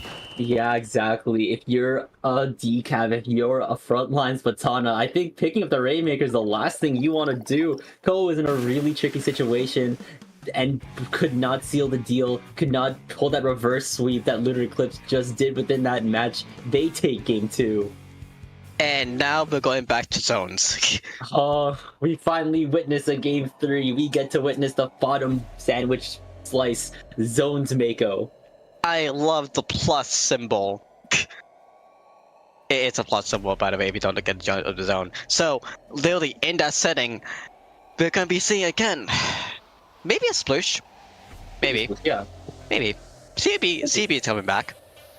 That'd be interesting, yeah. Yeah, no, yeah. Oh, yeah, but even still, that hammer play was very devious as well here. Make sure they watch their backlines in entirety. I think, like, within that Manta match, I saw a lot of flanks go just completely unnoticed. Yeah, that was coming from Akari. So, literally, if they want to keep that going on, that would make sense. But at the same time, too, again, Lunar Eclipse, Fiddy has a slosher. This is a really good slosher map. Droid has a CRB. Counters Vexy. It's really going to be on Koa and San Pablo. Koa has been going on with the decaf this whole set. Do we see a black decaf? Who knows? It's going on too quick though, so we mostly won't. An inkjet in the making, depends. We could just see a completely different rep in Koa, still rocking mid decaf here, And we're seeing a bucket now we're seeing the bucket again from Vivity now. We're returning to the Dreadringer for Sane Stars, looking like the Reef Slider is back, and it's looking like a lot of special pressure can now be executed from Seapunks here. Final game, it's do or die for both teams. Yeah, no, that's fine enough. That is going to be Saint Star, aka Hikori, as going back with the Dreadwing instead of going in with the hammer. So unfortunately, we don't see the hammer players coming back again. But we are going to be seeing again Lunar Eclipse going in with the regular old roster. Same with the game 2 because they still have the Nos with Splashdown, which gives them zone advantage either way. So really with that, we saw Vidi in a 1v1 left side going against Rexy, who stayed with the CRB no matter what. Well, the CB no matter what. I mean, canceling off the Splashdown, and now they get the zone again because the Reef Slider actually had enough shield to actually capitalize on the zone. Exactly here. Even with the zone flipping specials that Seapunks' friends has, Lunar Eclipse just doubles down on the pressure they can apply, immediately negating that flip. Maybe not for too long, as Seapunks' friends has showed up on the scene. Saint Star's in. They are spotting Vivid in their tracks here. Vivid barely makes it out, jumping out with the rest of Lunar Eclipse in tow now. They've got their soda ready, but Seapunks has their bubble ready. They can just potentially block out enemy fire here, looking like they could potentially get to the 59 lead that Lunar Eclipse has. Yeah, but we see a little bit of Droid actually going in from the right side, trying to go and take up the zone, but no, because of a little bit of a misway, because Vidi actually drew the zone, drew the tries to a little bit to capitalize to come back in instead of going on the zone. That's going to leave Sifa to get in and actually take the lead off by 18 points. At the same time, too, Bird going down is not going to be any special for them, but also at the same time, too, that's going to be more people going down from Lunar Eclipse, and that's going to be Sifa to finish just capitalizing on the zone. Same with having a splashdown that gets killed off, but we are going to be seeing the Reef Slider saving for the last 20 seconds to secure victory. Yeah, exactly. Seapunks with friends is counting down here. The state of the tri-strike, or not the tri-strike, but the triple splashdown going in here. Lunar Eclipse just barely holding in their spot in this game here. They have 71 penalty points. Seapunks with friends have 71 penalty points. They're just gonna have to start counting down and make quick work here. Can they shut down these zone flipping specials before they actually happen? Oh, disrespect. That was disrespect right there. Honestly, Yeah. Which means at this point. Literally, which means at this point because Core's disrespect right there is gonna be huge. Because Bobby saw before, Seapunks got a triple on Lunar Eclipse, and that's what made them down to 5 points. If Lunar Eclipse got that triple back to Seapunks and friends, that's gonna be just a trade back, but that start with Bird actually killing off Rexy, that's going to be a really good start. And that's going to be a second one down on the side of Lunar Eclipse. But now there's going to be a second one down on the side of Seapunks. But now there's going to be another one down on the side of Lunar Eclipse again. And that's going to be trading the zone back to Seapunks because every time that one is down on Seapunks, 2 down on Lunar Eclipse. Exactly now. All Seapunks needs to do is just hold on to this lead, potentially get past the penalty points. Watch out if you're Hikari and you do not want to fall to those tri-strikes here, especially as the soda provider for Seapunks here. The Reef Slider is coming in from Saint Star. Saint Star goes down here. Lunar Eclipse is back in action here. They just need to get past their 30 penalty points in with the 1 minute 40 remaining. Fern has that splashdown ready to flip zone if necessary here. No zone flipping specials on the side of Seapunks. Here comes that splashdown. No targets yet, but space has been reclaimed for Lunar Eclipse here. They just need to make sure they can not succumb to the bomb spam that Seapunks is trying to do right now here. Watch out for any other specials behind. Watch out for Koa. You do not want to be disrespected one more time. Koa's going down and Droid's cracking here, and they are past the penalty now. They just have to hold the defense and take back this lead. Foss, you literally forgot something to say as well. Oh, not again.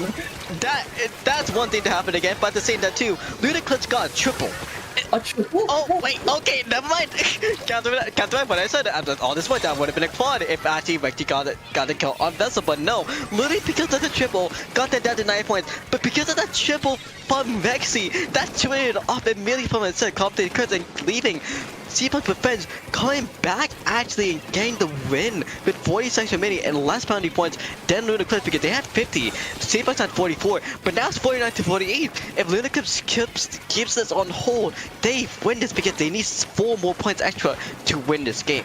They just need to get past their. They just need to get past their penalty points. Droid needs to stay alive here. They have that Kraken that can keep them on zone even just by a little bit. Bird has to splash down in case of an emergency flip. They're gonna pop it here. The Reef Slider just went in twice for Seapunks with friends, and it's looking like they take the zone with near 10 seconds remaining. Bird is fighting for their life, going down to Rexy here. Oh.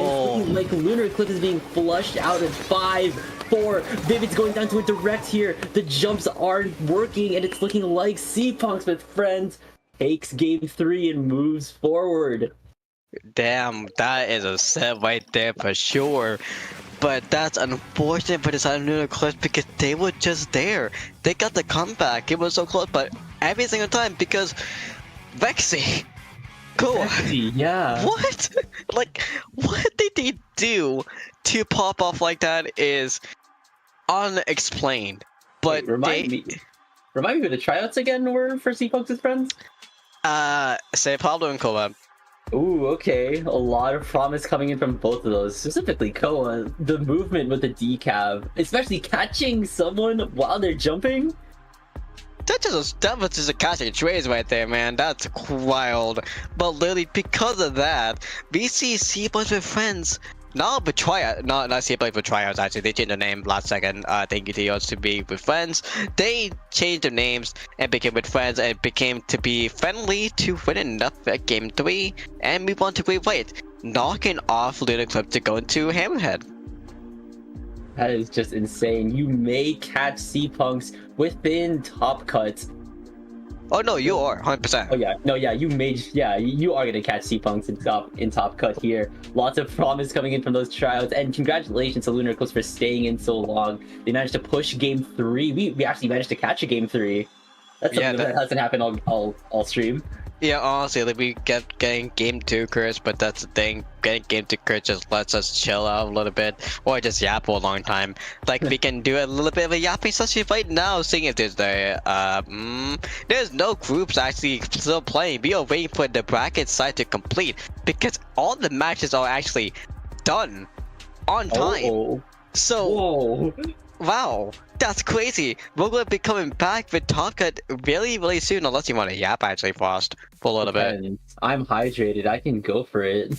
Okay, then if you want to yap for a little bit, we can talk about our Top Cut coming in right now. Seed 1 is going to be coming in. K14, I'm not going to say all those numbers because that's going to be something. If you want to know the team name or the team playing it, is Hora. It's Harshy's pickup.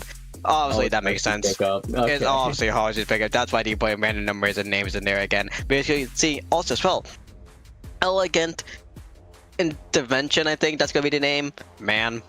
It's actually Elegant Interior Decorating. Oh, well, look at that. Wait, that's JJ's team. Yeah, that's JJ. Hey, yo, wait a second. Hey, yo, wait. Okay, no, that's JJ team. I'm totally having up my FIFA mates over there. That's Ultra Violence as well. +1 is going to be going in on the round 2 side. We're seeing Retro Records versus Oh, Retro Records versus Orca Balestra. Yeah, Orca Balestra is up against. It could just be up against Orca Balestra or Orca Records. No, if possible, can we get that on stream? That's a really good set right there.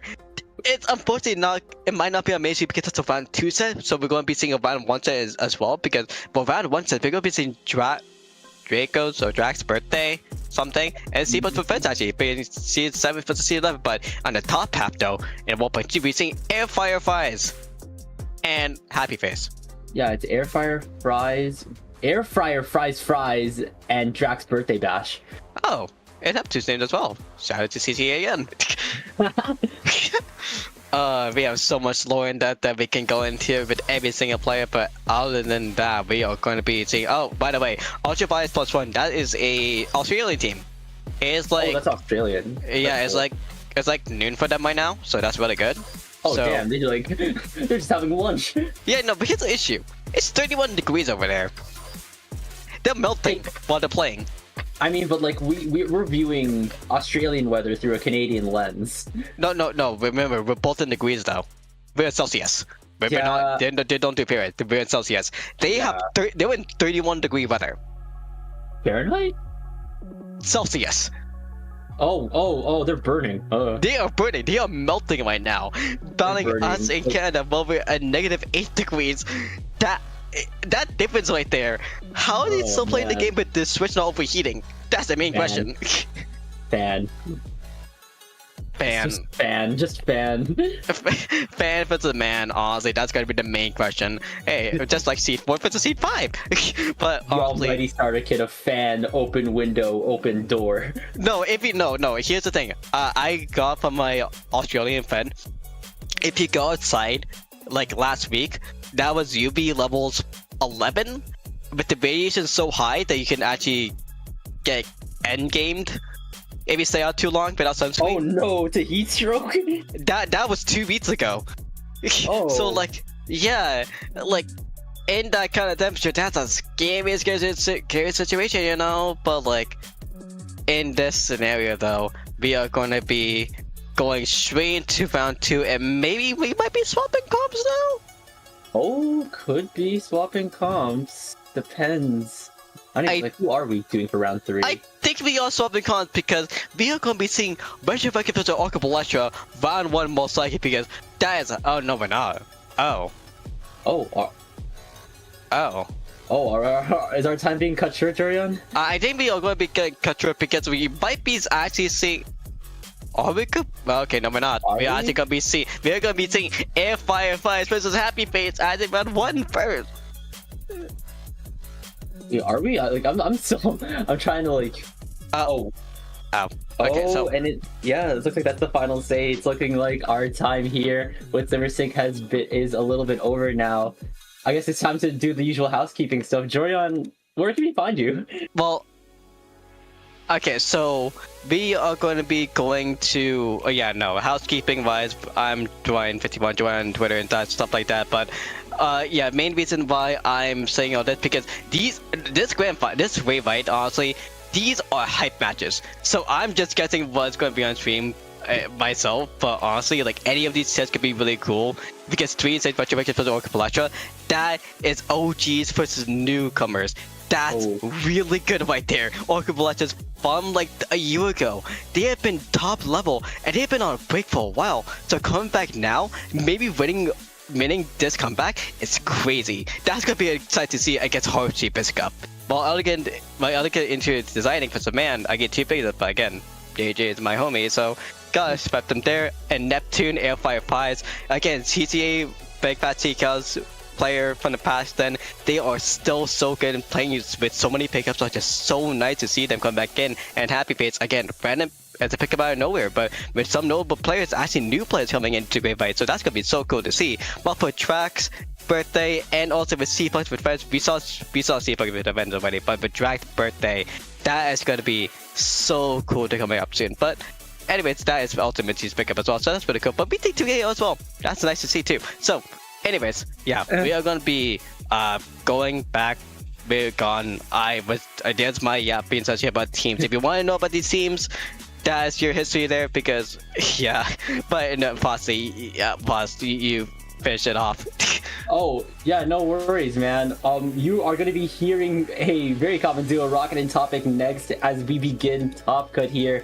This has been me and Jorion from SOS. You can find me on Twitter and Blue Sky at we can find me on Twitter at TK_Frostix, on Blue Sky at frostix.bluesky.social. I think that's how it works. And I'm writing a web novel. That's aside from the point. Recap here. Okay.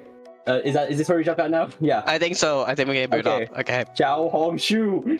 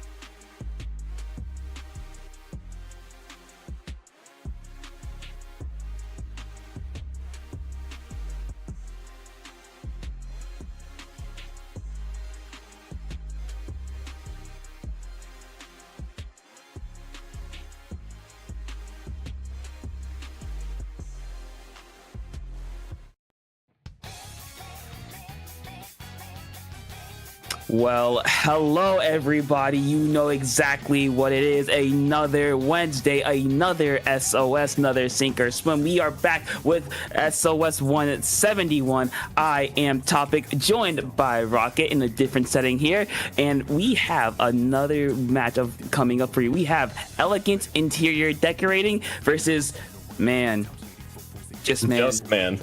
This is our 4th and 5th seeds respectively, and we are kicking things off here. We're still rolling with best of 3s, remember, and we are seeing a little bit of a sandwich here, a zone sandwich, if you will. We will be starting first off with Splat Zone's Macomart. I know your opinions on it, Topic, but any other additional thoughts besides just Macomart? I think personally this is one of the most consistent zones map modes in the game. But it's very, we see it all the time, and that it is very good. It's very balanced. You have the stacks, which of course are good for either long range weapons to on top of mid range weapons to kind of abuse that height disadvantage or advantage, and then you have of course ledges for short range weapons. So overall, I think this map, especially on this mode, is really balanced basically.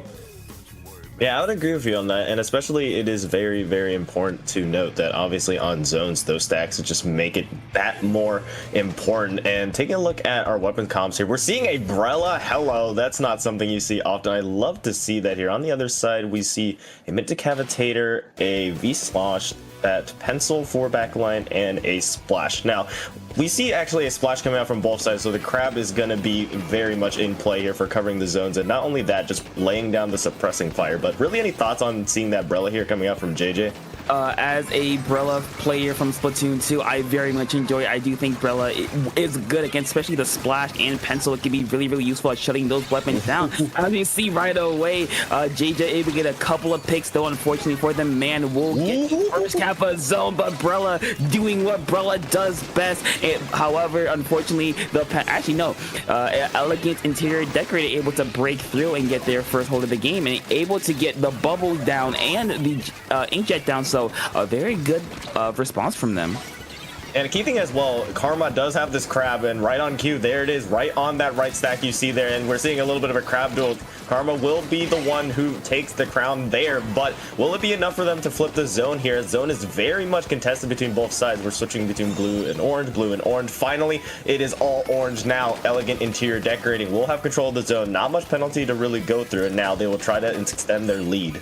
I mean, you still have this pencil active. It has cooler, as you see right there. They have a crab, so they have the tool they need to respond. Looks like they're going to try to do that right away. Man's going to go in. One's going to go down. Karma, so no more crab for Elegant Interior Decorating. However, the double flank is going to get something, unfortunately for them. Not able to get a whole lot instead of going 2 for 2. So even though that flank was very successful at getting attention, it just wasn't fully what they needed.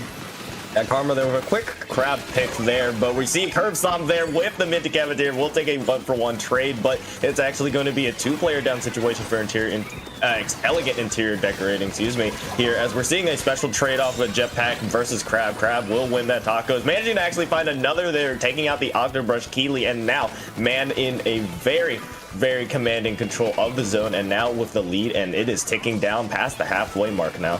I mean, yeah, it's halfway through, but you gotta remember the game ain't over till you see those signs, as you see right there. JJ with an amazing shot, barely not able to get the second, but look, like you just said, the map was all blue, and just like that, flip of a switch, flip of a coin, it's like nothing ever happened. JJ with another nice pick, and now Elegant Interior Decorating able to get a hold of their own. They do have a crab. They're gonna have a jet in a second, so they have an opportunity here to continue this hold.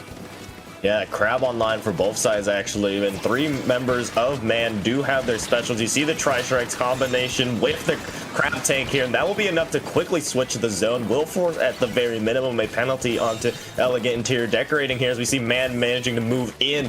All the members of Man just going in, and we're actually going to see a disconnect, unfortunate, from Elegant Interior Decorating, so now Man will be in a perma 1-up situation.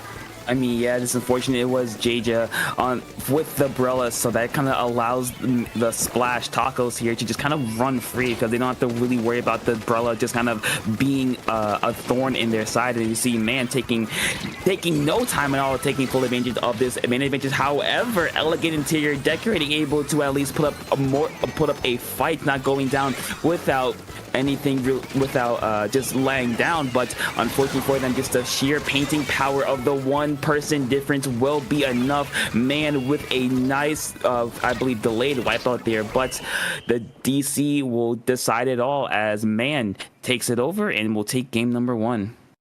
I mean, I would argue it was still pretty close, though, despite that. I mean, Elegant Interior Decorating still fought hard, and it didn't... I mean, at moments, it didn't even look like they were a man down, but like we mentioned, the unfortunate disconnect from JJ just was a little too much to overcome there. But even while they were playing an actual 4v4, when it was even, it was split right down the middle, both sides.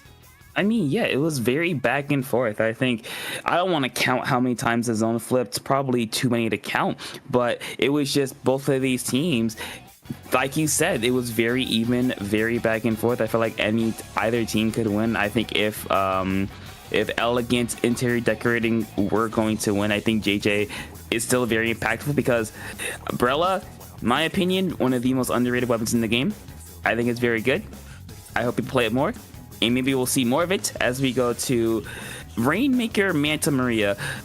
I tolerate this map mode to put it the best way possible. Yeah, I feel like I have that type of emotion as well, but I'm actually shifting more towards not only tolerating it, but I'm actually starting to warm up to it. I kind of like it now as another Rainmaker map because consistently you see just Humpback Pump Track, and I'm drawing a blank here. What would be the other main Rainmaker map here?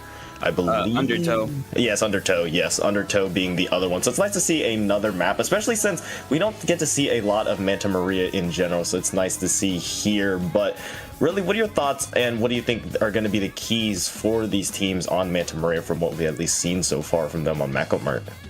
One word: bunker. That's it. If you get bunker, you get a lot of access to streets and jump. Both ways the Rainmaker can go for a pedestal.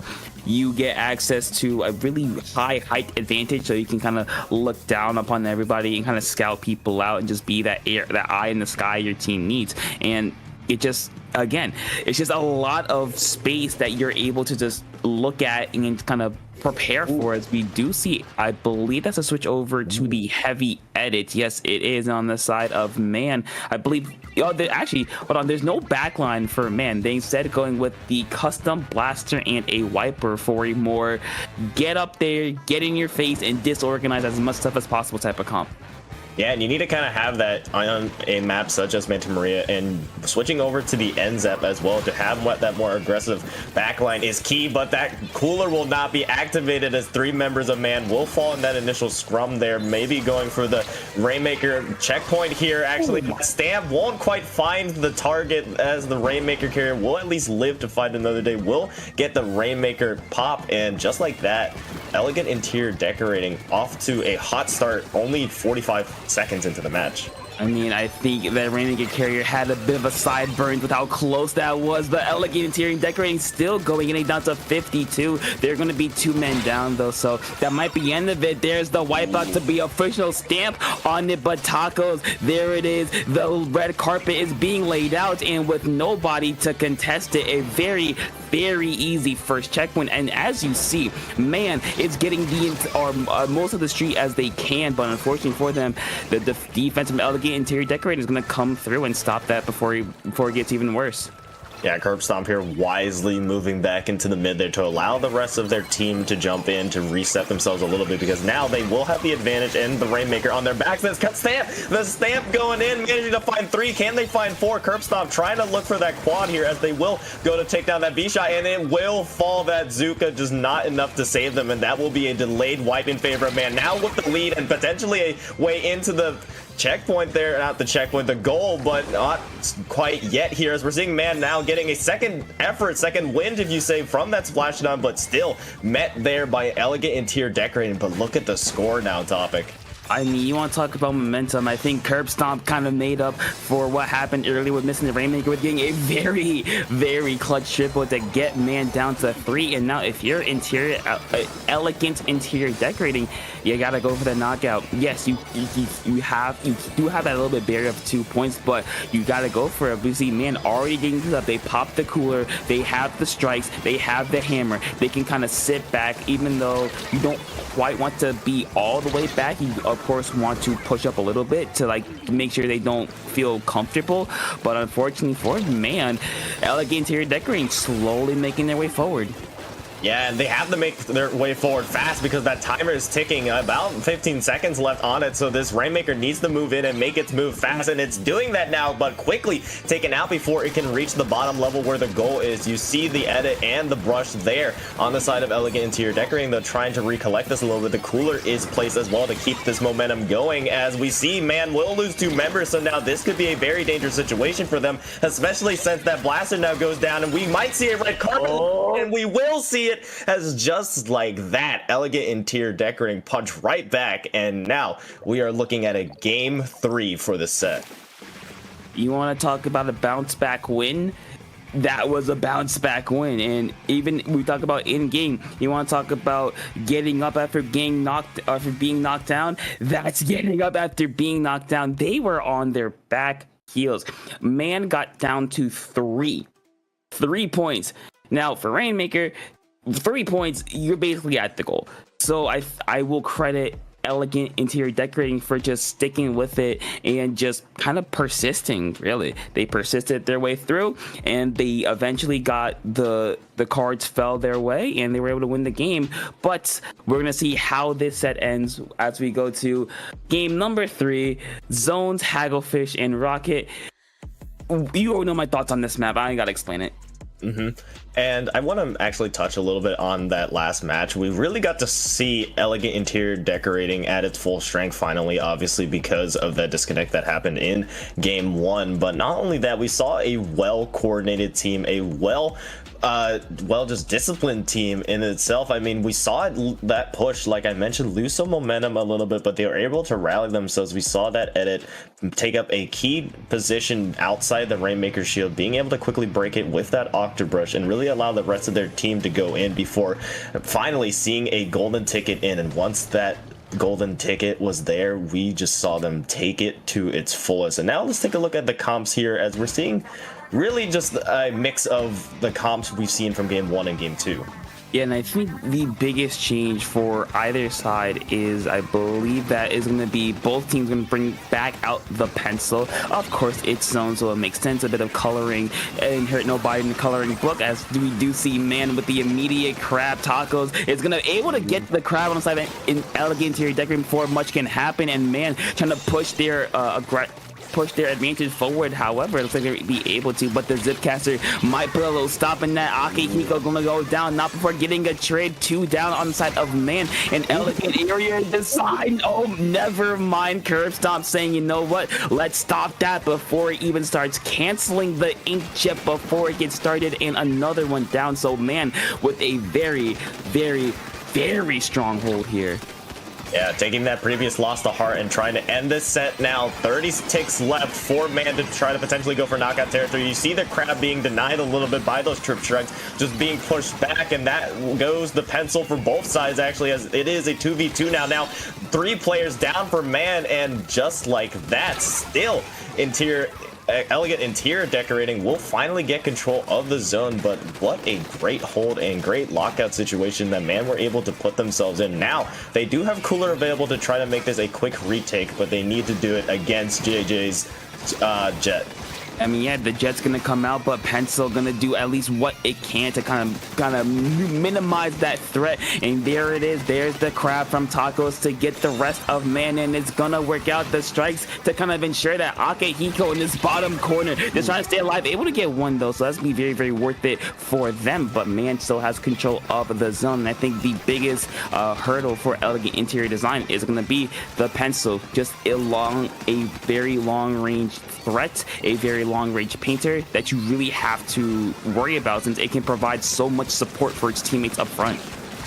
TikTok, the time is ticking, and the end of the penalty is almost here for Man, but Elegant Interior Decorating right on cue will manage to flip the zone here now. Yet again, another JJ Jet. That is really fun to say, honestly, but we're seeing here maybe trying to find a target, will find Tacos there as two members fall for Man, and now it is Elegant Interior Decorating's turn to be almost out of the penalty, though they still have a little bit of a lead to work through. It's about a 32 tick lead that they need to go through in order to catch up to Man, but so far they are doing really effectively at holding it. But of course, as soon as I say that, Man is here with the retake and with the specials. I mean, we all love the commentators curse, and man, I think it was just perfect timing. They saw that the cooler got popped. They were like, you know what, if we let them get cooler, they're gonna kind of run us over. So I said, you know what, let's stop that as soon as possible, and it worked out for them. But Elegant Interior Decorating not going down without a fight. A crowd's gonna be popped from their side. Unfortunately, Man is able to quickly paint over that, and Man just trying to get the back to the zone. Here we go, another JJ Jet is in the air, not able to find anything but get a couple of pot shots on the enemy team. On Man, try to get them their teammates in. Karma winning a nice 1v1 there. So Elegant Interior Decorating trying to eat through their penalty again and possibly get a much better hold than what they got last time. Yeah, Man now looking to just regroup here. The crab is available for Elegant Interior Decorating, but so is the crab on the side of Man. Tacos will find another target there, managing to take out Karma, and that is huge. That will allow Man to now retake control of the zone. We saw at the first half of this match, it was kind of a little bit slower paced game where one team was able to get a good lockout and then switching over to the other team. Now the zones are switching back and forth. Basically every 10 to 15 seconds here. We see yet again Karma here. Now it's their turn with the crab to cause some damage. That bomb will take them out, and just as soon as they took the zone, Elegant Interior Decorating strike right back with their own specials. I mean, it's been very back and forth. I think, Kirk's not just saying, you know what, here, hold my hammer for me. And yeah, it's been very back and forth. Both teams got a really good push. I think Man got down to 20, Elegant Interior Decorating got down to, I believe, 50, and then got it down even further. But ever since, it's been very back and forth. Man gonna eat through the penalty, get down to 10-6. Elegant Interior Decorating has to do something here. They're trying to find their way in, but they're gonna do it. Akihiko going in, getting one. The crowd's gonna come out, but it's gonna be a second too late, as Man will hold on by the skin of their teeth and will move on to semis. Yeah, what a good fight from them, though. They were able to bounce back from that previous loss that we saw was most likely heartbreaking for Man. I mean, we saw them make it all the way down to basically near the goal and basically victory assured, but a very valiant effort from Elegant Interior Decorating forced this game 3, and in this game 3, both teams fought hard. I mean, I mentioned it. In the second half of it, it was basically every 10 seconds you would count. You would see a special being used, and then the zone would flip in that team's favor. And then you take a look at the other side, 2 more specials on their side, and then it was just special Armageddon, basically an arms race we saw. I mean, it's the simple yin and yang. Just whatever happened to one side, the other side got it really quickly. It was just very back and forth. I feel like we watched this set 100 times. I feel like it could be like 50-50, at most like 52-48. It'd be very close on either side. So congratulations to Man, Elegant Interior Decorating. You fought hard, but unfortunately, this is where their run's gonna end. And with that will be it for round number 2, as we will take a very quick break as we get back to you with semis. Wait, before we quickly break though, I do want to mention a key. Oh, I don't know if we broke it. I wanted to mention a key matchup that we are keeping our eye on. Man, yes, are the first team to break into semis, but taking a look here at round 1, Orca Balestra and Seapunk with Friends are 1-1 tied, and the victor of that will be facing Retro Records. So that's definitely to keep your eye on if you're taking a look at the Sendu. But like you mentioned there, Topic, we are going to take a very short break because we're a little bit ahead of schedule, but we will BRB. Yes.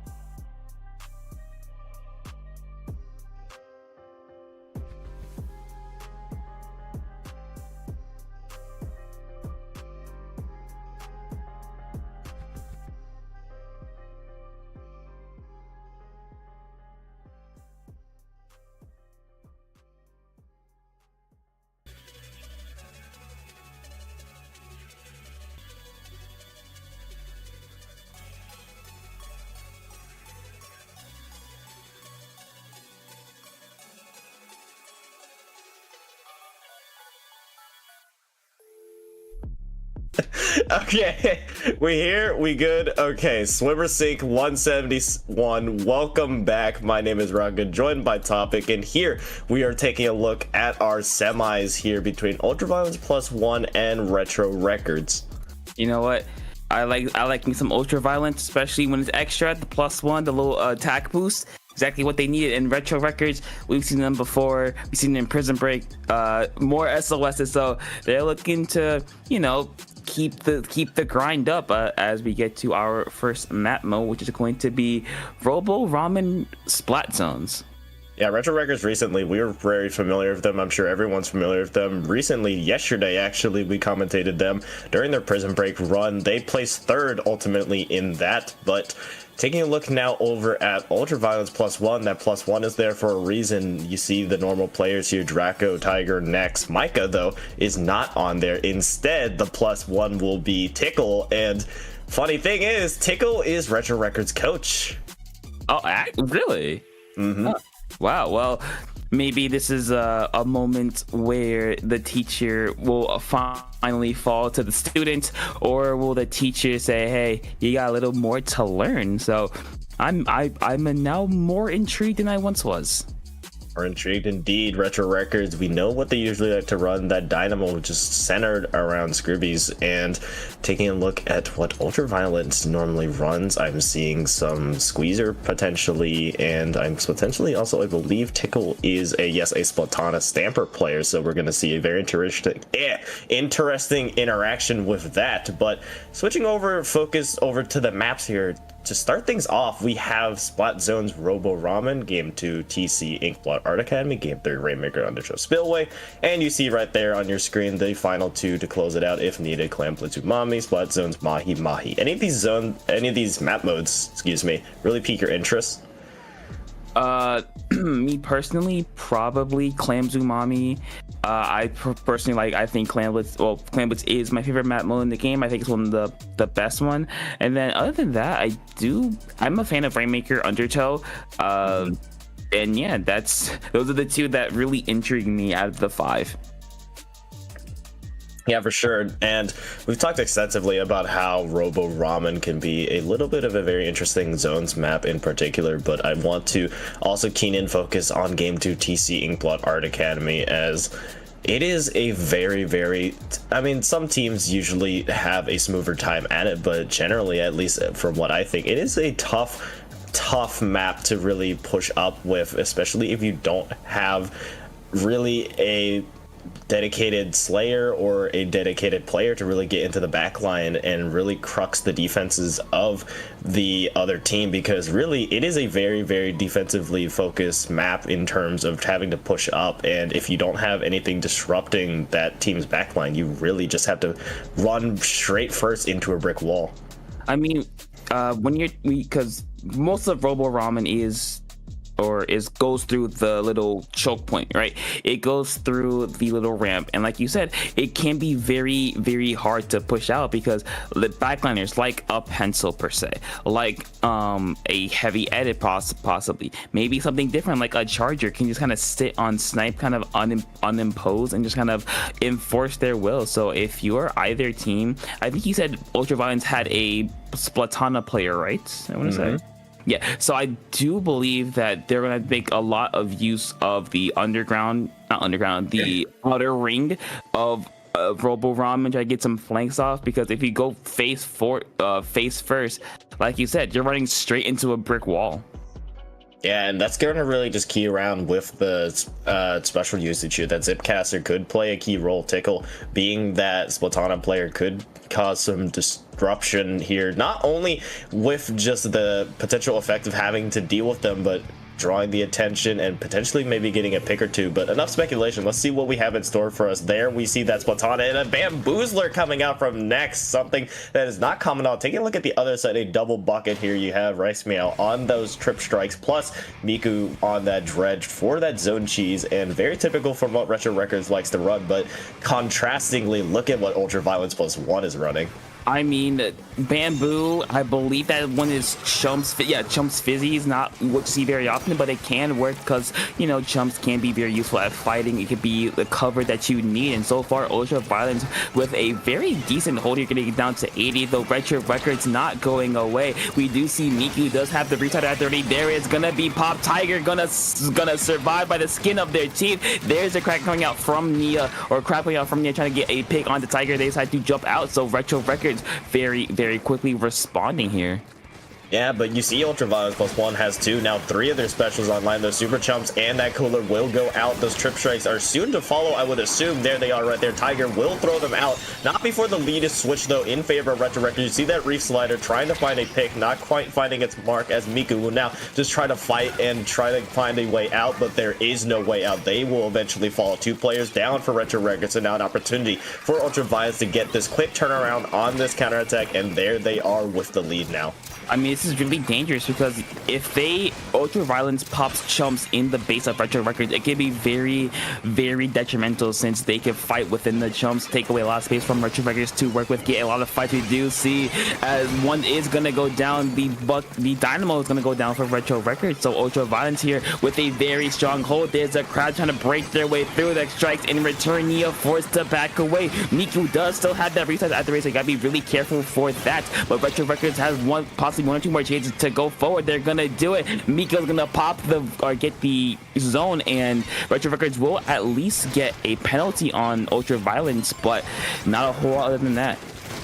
It is a significant penalty, however. This will probably allow them to get 1 or 2 good pushes in before they really have to worry and have to throw themselves on the point. You see the Trip Strike going out now to potentially be the catalyst into moving in on Retro Records side, but the Cooler being placed down by Ultraviolence to try to dig the trenches a little bit to try to hold this point. We're seeing here next trying to take this one-on-one fight versus Miku on this left side here, but Ultraviolence are losing members left, right, and center. That's Platana and the NZ Keeley are down, so now that will allow Retro Records to move in here. Miku maybe trying to find a little bit of a cheeky little pick there, but will go down. And conversely, actually, now Ultraviolence with a quick turnaround in themselves take the zone.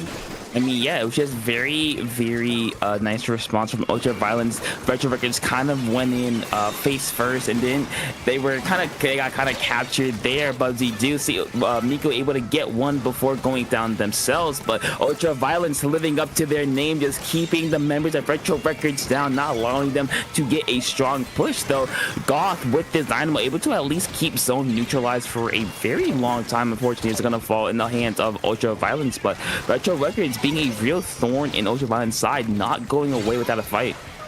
Yeah, we're seeing their Scroopies being that Dynamo player will go down there, so now no more ink pressure to be had for Retro Records as Nia just has to run for the hills here. You see the crab being played as well, just trying to take that Zipcaster spawn jump away, not quite able to find its mark, and now just trying to apply this paint pressure on this right side and trying to make anything happen for Retro Records here, trying to be that flank, trying to just draw away attention, which will succeed, but not without any cost here, as we're seeing members of Retro Records just now trying to desperately throw themselves onto the point, as now the penalty is almost over here, Topic. I mean, yeah, Desperation's gonna get even worse. Goth is gonna go down. Only 2 members left for Retro Records. Nia trying to contest the zone's not gonna work. Rice Meow with the strikes trying to do something here. It's gonna neutralize it. Miku, though, the ring side is gonna take control, and Retro Records holds on by the skin of their teeth. About a minute left to go, so maybe a chance for a massive comeback here, or maybe Ultra Violence will kind of fight their way through, but so far Retro Records doing exactly what they need to do, like isolate the members. Oh, nice job by Miku getting rid of that Zipcaster before he can do anything. Yeah, the Super Chumps are going in, though, to apply some pressure and allow Ultraviolence to have some space to move in here. The penalty will now be had for Retro Records, so that comeback is going to be a little bit harder to do, especially as 3 members fall here, as Draco will manage to camp that jump, and with that, a wipeout. 20 seconds left. Now, it is truly time for Retro Records to throw themselves onto the point here, as this needs to happen now and quickly, as the time is ticking down of the penalty, as that penalty might actually end the game faster in a knockout, and it will end out in a knockout before time expires. Ultra Violence +1 add +1 to their score, and now we're up 1-0. I mean, yeah, Retro Records, they really put up a good fight, but at the very end, I think they lost, what, 2 team fights in a row? Yes, they did manage to get a large penalty onto Ultraviolence, but unfortunately, they weren't able to get any of the, like, space around zone, so that kind of hindered what they wanted to do or could do. So then Ultraviolence, they got cooler, they won the team fight, and they just went on from there. So they're able to really capitalize on the chances they were given. And unfortunately for Record Records, they're gonna fall, but maybe they can get a bounce back win here as we go to game number 2, Tower Control Ink Blot Art Academy. Now, I'd also love to bring some focus onto that Bamboozler, obviously, with those super chumps. Just being able to create space with it, it's similar to, in all reality, when you use it in the way that it was used there, basically trip strikes, basically apply that pressure, apply that AoE, allow your team to move in with it and take these more advantageous fights where the other player not only has to basically play Minesweeper, but also has to deal with you. But moving away from that, I love what Ultraviolence was able to set up there. Moving over to game number 2, I wouldn't really envision the same thing here, but what are your thoughts on it, Topic? I could realistically see the exact same comp, and let me give my reasons, because I do think a majority of weapons still work on this map mode, and also I think chumps could be very, very good because it can cover a majority of plat, it can cover bats above it, it can give your frontliners a tool in, and bamboo is a really good main weapon. You have Fizzy's a very good sub weapon, so I could realistically see them sticking with this comp because, hey, if it ain't broke, why fix it?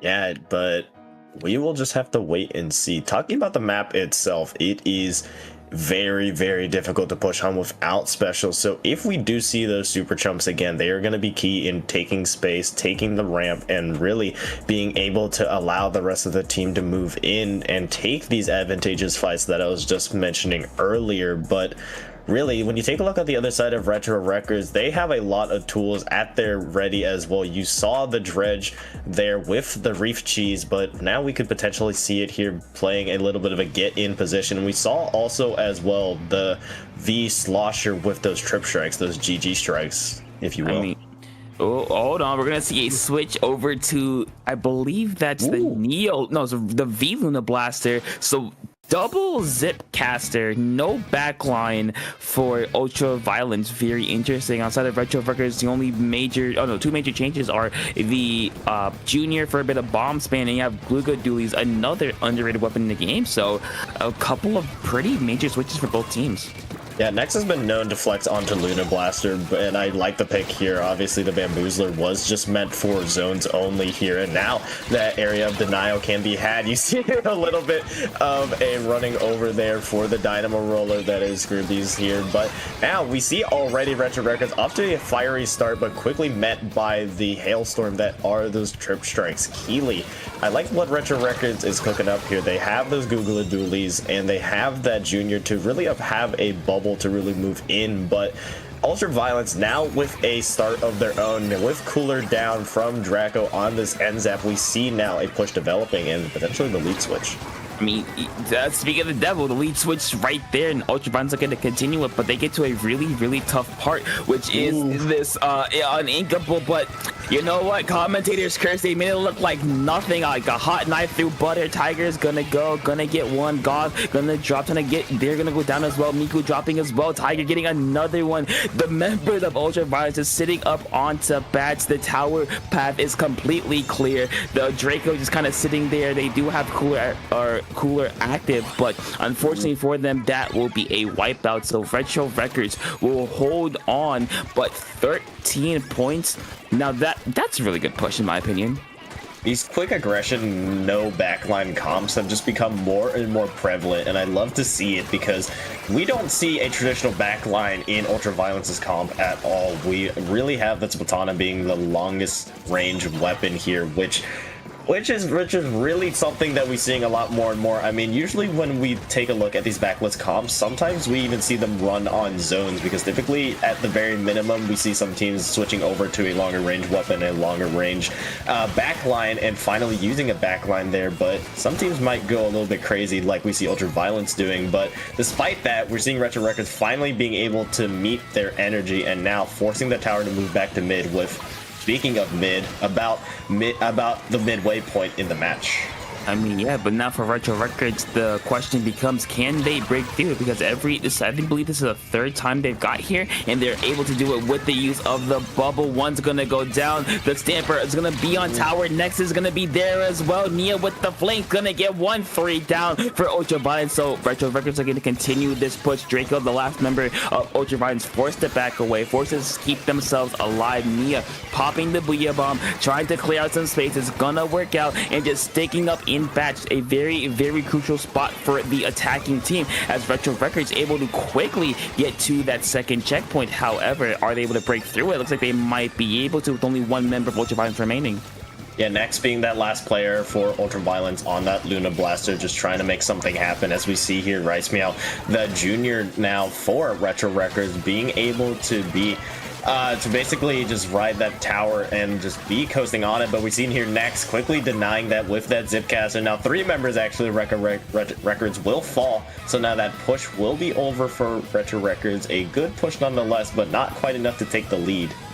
I mean, yeah, it's a quite ways to go. Next with a very nice double kill, so Ultraviolence looking to get back on track, get the the tower on the enemy side. We do see next with the Zipcaster, actually double Zipcaster at the ready. There's gonna be one popped off, they're gonna get canceled. Another one's gonna get popped. Unfortunately, they're gonna cancel as well, so both Zipcasters go down relatively quickly, and Retro Records kind of bounce back from that first initial push as they're able to at least combat Ultraviolence. But as I say that, Tiger with a nice double kill, Ultraviolence just staying in the face of Retro Records, and so far it's been working out really well for them. Yeah, Trip Strikes went out. You see that Reef Slider from Miku just to try to create some space, but Nex is there to create space of their own, and that will be a delayed wipe now for Retro Records. This is looking very dangerous as now Ultraviolence can move in and potentially go for the KO. One tick away, just one more player needs to jump on it, but no, not quite. Retro Records will stay alive here, but in the waning seconds of things, 20 seconds left, the Retro Records need to first start with clearing out the members of Ultraviolence, but this is going to be a very tough lead to come back with for sure, because now knockout territory, especially with that last checkpoint still up for them. I mean, yeah, less than 10 seconds, you have to make sure you can't go down. But as I say that, Miku and another's go down for Retro Records. Looks like the members of Ultraviolence are slowly going to get towards tower. There, the GG strike. Scoff is going to go down, and Ultraviolence trying to hop on tower. One more kill to add on to it. Why not another one? Go for the triple. Not quite. Goth able to stop that before they get added to the list. But Ultraviolence with another win, add another one to their score as they go up 2-0. And you see Tickle there at the end had an opportunity to just hop on the tower to end the game there, but maybe show it off a little bit to their team and showing why they are the coach. Now, Ultraviolence +1 are now up 2-0 in this semifinals, looking for the sweep here, but that sweep needs to happen on Rainmaker, Undertow, Spillway if they want that to happen. Retro Records had a strong showing there, but just not enough to stop that onslaught, that 1-2 combo that we saw from Nex and Tickle, just kind of like Spider-Manning around. I mean, it's Spider-Man and Miles Morales, Peter Parker, Miles Morales, because the double Zipcaster, they were both really effective. Unfortunately, at the end, they both went down relatively quick or relatively early into the push, but I think I don't know if they're going to stick with it. Actually, no. As we go to our third game, Rainmaker, Undertow, Rocket, do you think they'll stick with the double Zipcaster? Maybe switch it up a little bit?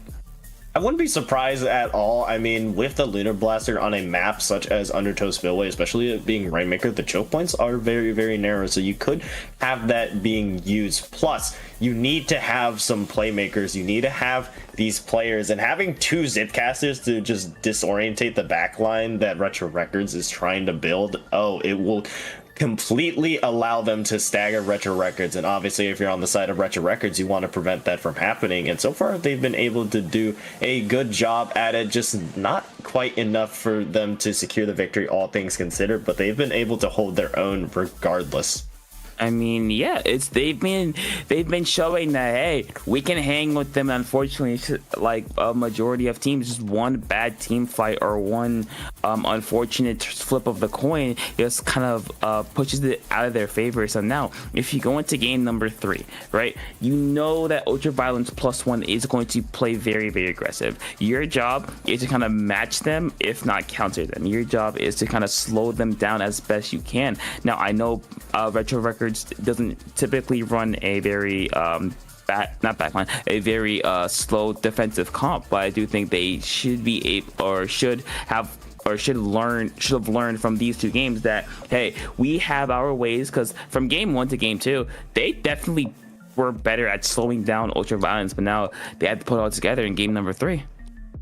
Yes, they need to bring it all together here, and that starts with execution, because their comp does work on paper with that reslider plus trip strikes to really allow them to go in and balance out, obviously, by Skirby's on that Dynamo. But let's see if they continue to run it. We're seeing yet another weapon switch. Is that a... Hold on, a rare sighting? What in the world we are seeing in a splatter shot here, Topic? That is a very... The Anarchy Nova... Oh. Okay, interesting. You want to talk about a weapon that doesn't get played very often? There it is right there. I believe that is, yes, Mine's Inkjet. So it is a very, very heavy painter. Maybe a little bit of inkjet spam to get the members of Ultraviolence in. Next, getting a very, very quick double, showing why they picked it. Maybe they're really good with inkjet, and Tigers and get another one down. And Ultraviolence looking to quickly strike first. Unfortunately, Retro Record specials are there to stop them before it gets any worse. Excuse me, Nex, you cannot just get away with that. But with that, still though, despite going 2 players down, Retro Records have at least denied Ultraviolence +1 the control of the Rainmaker, but Nex is here to really bring things together here, as we see now Ultraviolence are getting their bearings, as we see here Tickle moving away from the Splatana Stamper and moving towards just the regular Wiper here. For that Ultra Stamp to really move in, we see Draco now with the Rainmaker just trying to find an opening to try to maybe sneak their way into it, but Retro Records trying to slam the door shut. I mean, they can't really have a choice to sneak their way in, as the Crab's gonna close the door before Ultraviolence gets comfortable, and now Retro Records an opportunity to possibly stabilize themselves next there, just kind of meeting them at where they are, as another one's gonna go down for Ultraviolence. So it looks like the push will be officially over. Draco though is still there. There's the Inkjet next, getting one, getting a double, not quite for the triple, but again, Ultraviolence is just taking these really good fights and are coming out on top of them. Yeah, and I believe we didn't mention it because I feel like we were just both shocked by the Anarchy Nova. I feel like this is just an entire battalion sweep in terms of weapons, I believe, coming out from Ultraviolence. I mean, you see the edit now in place of the NZEP. You see a V shot now for that Zuka, that oh so powerful Zuka that is perfect for Rainmaker, because not only can you really just pave a way open, you can potentially snipe the Rainmaker. And we see now Retro Records trying to move forward, trying to get this first checkpoint, trying to make something happen over here, but you see the backstab that Scripps has to worry about. I mean, yeah, you gotta be careful. Maybe not from behind, but maybe from right in front of you, as we did see Nex with the Inkjet getting another pick. Nex has been having some very, very impactful Inkjets, showing maybe a bit of an Inkjet connoisseur themselves. Unfortunately, Draco will be the last member remaining, kind of forced to back away, just stall for as much time as possible, wait for their team to come back. The don't retreat message is there, so that clock is ticking really quickly. As you do see, it's about 20 seconds remaining, under 20 seconds, and decides to stick in the corner, let them explode, and just dare Retro Records to get close to them. I mean, worst case scenario, the edge of the map is right there, so you can really reset it. And yep, there it goes. Right on cue. The Rainmaker will be reset, so now Retro Records will have the opportunity to get it. One player actually goes down really, really quickly. Tickle will go down to Nia, as now they will have Crab available. And now moving up Retro Records, that is Miku being that Rainmaker carrier, trying to make something happen here, as Nex will fall. So now an opportunity for them to move forward without having to worry about a pesky Inkjet, but they may have to worry about that Zuka, as that Zuka will find 2 two members of Retro Records, but still, Retro Records with possession of the Rainmaker and trying to move forward slowly but steadily.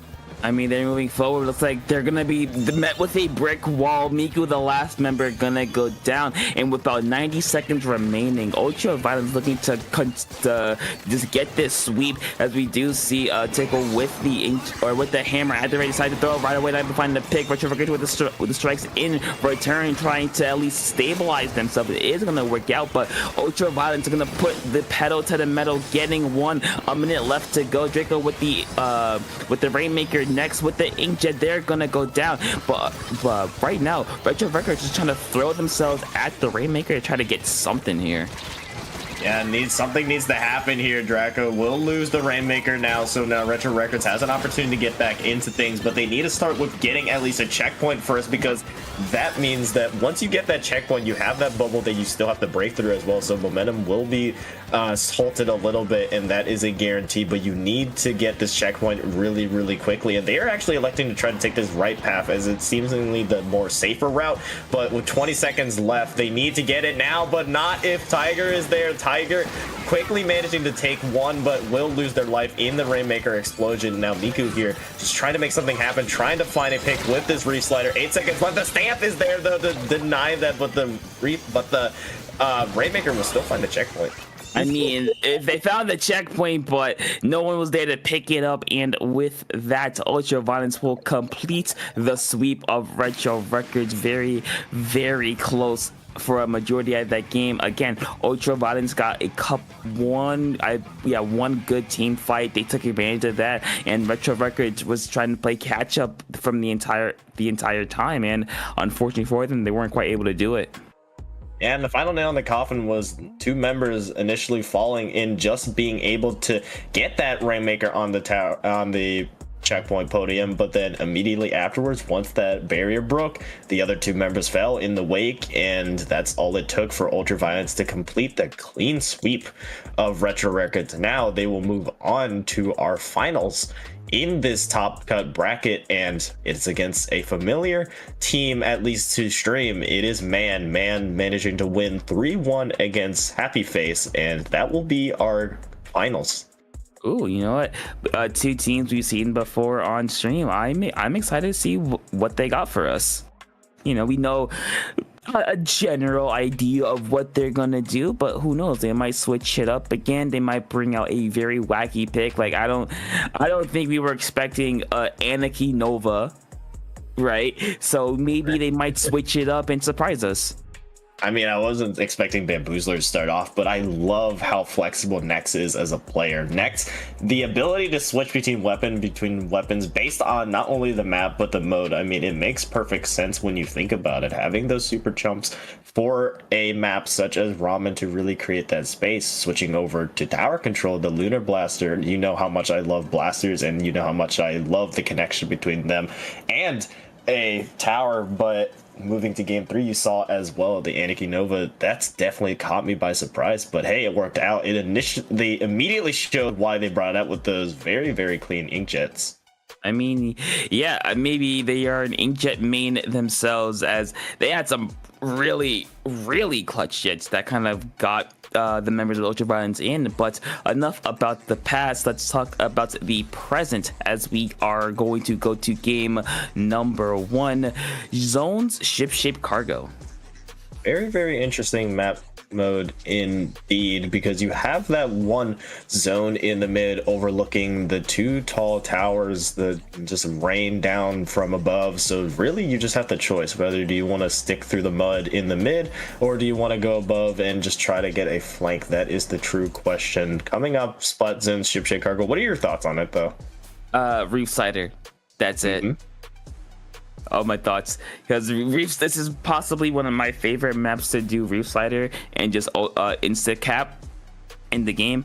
But overall, I do think this map is kind of defender favored, because you are coming at him from kind of low ground majority of the time. You have to watch out from both of the bridge sides if you're attacking, so it can be very, very difficult to get in.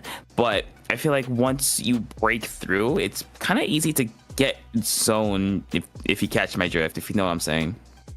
Yeah, for sure. I mean, but I just appreciate how this is our 5 seed versus our 2 seed. So maybe a little bit of an unconventional matchup, maybe not what some were predicting, but we love to see it here. And taking a look at all our other maps here, game number 2, Tower Control Hagglefish Market, game 3, Clam Blitz Museum, game 4, Rainmaker Humpback Pop Track, and game 5, if needed, obviously, Splatoon's Crab-Like Capital. Apologies for the... There it is. There is the updated... there's the updated map pool here. Anything really pique your eye? At least in my opinion, Rainmaker Humpback Pump Track is always a chaotic, fun mess to see. I was gonna say the exact same thing. As a bucket player, I love this map mode. Yeah, for sure. And we're seeing also, obviously, I've mentioned it time and time and time again, but I'd love to see TC Hagglefish Market, because normally zones on Hagglefish Market is just, it's just something that people expect to see often, but now we get to see add a little bit of salt onto that if you so choose. But another key thing as well, Museum Clam Blitz. That is going to be a very interesting map mode as well, because of what we've seen both these teams run. Yeah, and I think that one is going to be possibly one of the most. I think personally, I think Museum Clam is one of the best, probably like a top 5 map mode, maybe top 3 map mode in the game, because it's so balanced. But you know, we'll see how these teams will react to that. Yeah, indeed. As we wait a little bit, as we get this lobby set up for us a little bit here, I mean, we've talked a lot about all these maps in general here, but it's really interesting to see the switch up of meta. I mean, I talked about it a little bit and touched on it a little bit in the previous set, but it's really interesting to see that not only are we I mean, Splatoon 3 has been all about fighting, but we've seen the meta switch a little bit off of just like not even running a backline entirely. I mean, me and you both were on Prison Break yesterday talking about and commentating a really fun match where one of the teams was running 3 brushed and a Splatana. I mean, I think what it comes down to is different play styles that prevail, right? Because I think there are still a lot of people who play Chargers, who play Splatlings, who play what's the other, bows, the long range bow. There are a lot of players who play. I think it's just how I said it. It's just an abundance of players that play these short range, short, fast weapons, and that, of course, since there's more of them, more teams we made strictly of them, and they will, of course, get more results. So I think it's just more exposure is the best way I could put it.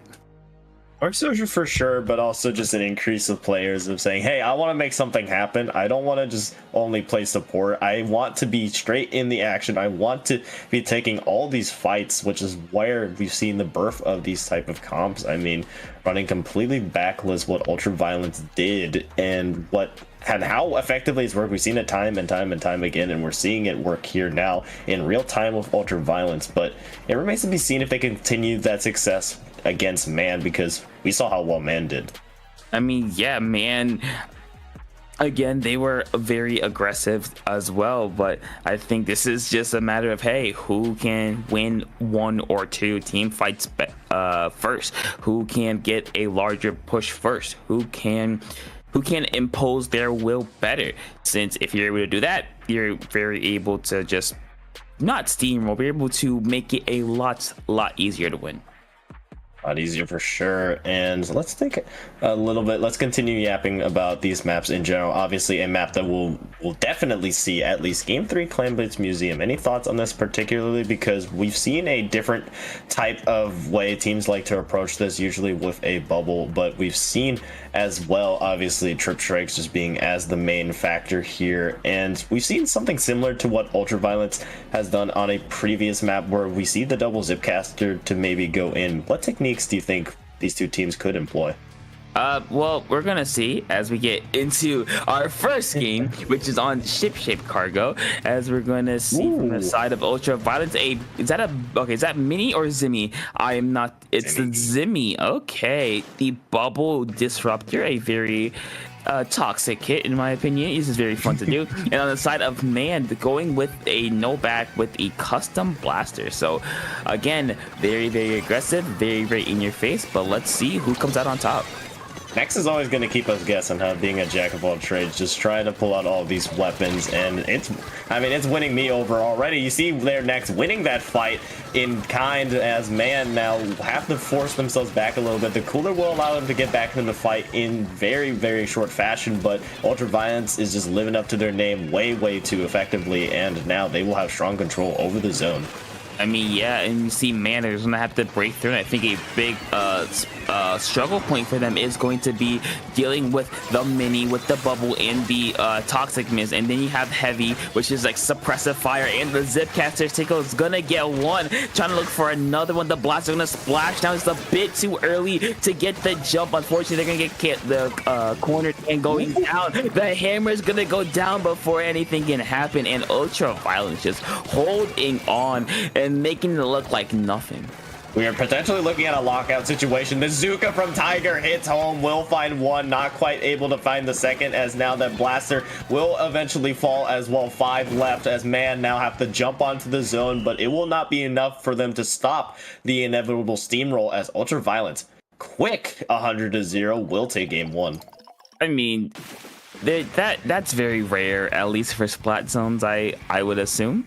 Or I believe, since it's very hard to get 100-0, and Ultraviolence make it look like a typical Wednesday evening. Like, they do this all the time, just very quick. They did what you need to do. They got into position, they got the picks, they got Man off balance, and they were able to strike while the iron was hot, and they proved why they're the number 2 seed. Yeah, I mean, we showed a continued aggression, and they actually did have a backline with that headed, but it really allowed the other players like Nex on the Zimmy to really operate in kind. And I'm really interested to see if we could see that Zimmy here yet again on TC, or are we going to see Nex go back to that Luna Blaster to make a 1-2 combo with Tickle on those Zipcasters? We have to wait and see. But yeah, I want to touch on it again. I love what Nex is doing and how flexible players are becoming, and just being able to just play different weapons based on whatever map is in front of them. But Man, not saying that as like an ad-lib, Man, the team just I have to clarify there, Man, the team have been a resilient team. I mean, in that previous stream match that we saw of them, they did initially lose that first game, but then immediately won 3 straight. I mean, hey, we might see that again, but we're gonna see. So as we go on to TC Haggle, you know, as I like to call this, the vanilla bean of Splatoon 2, of Splatoon 3. It's basic with a little bit of extra something to it. I could see them switching to the double Zipcaster, because Hagglefish, especially that first checkpoint, you gotta get up on that top right side, or else you're just not gonna get it. So I think having a Zipcaster or 2 up there to kind of ensure that you get through is very useful, and just for defending tower in general. Yeah, 100%, and that needs to continue, especially with the other uphill climb TC map here.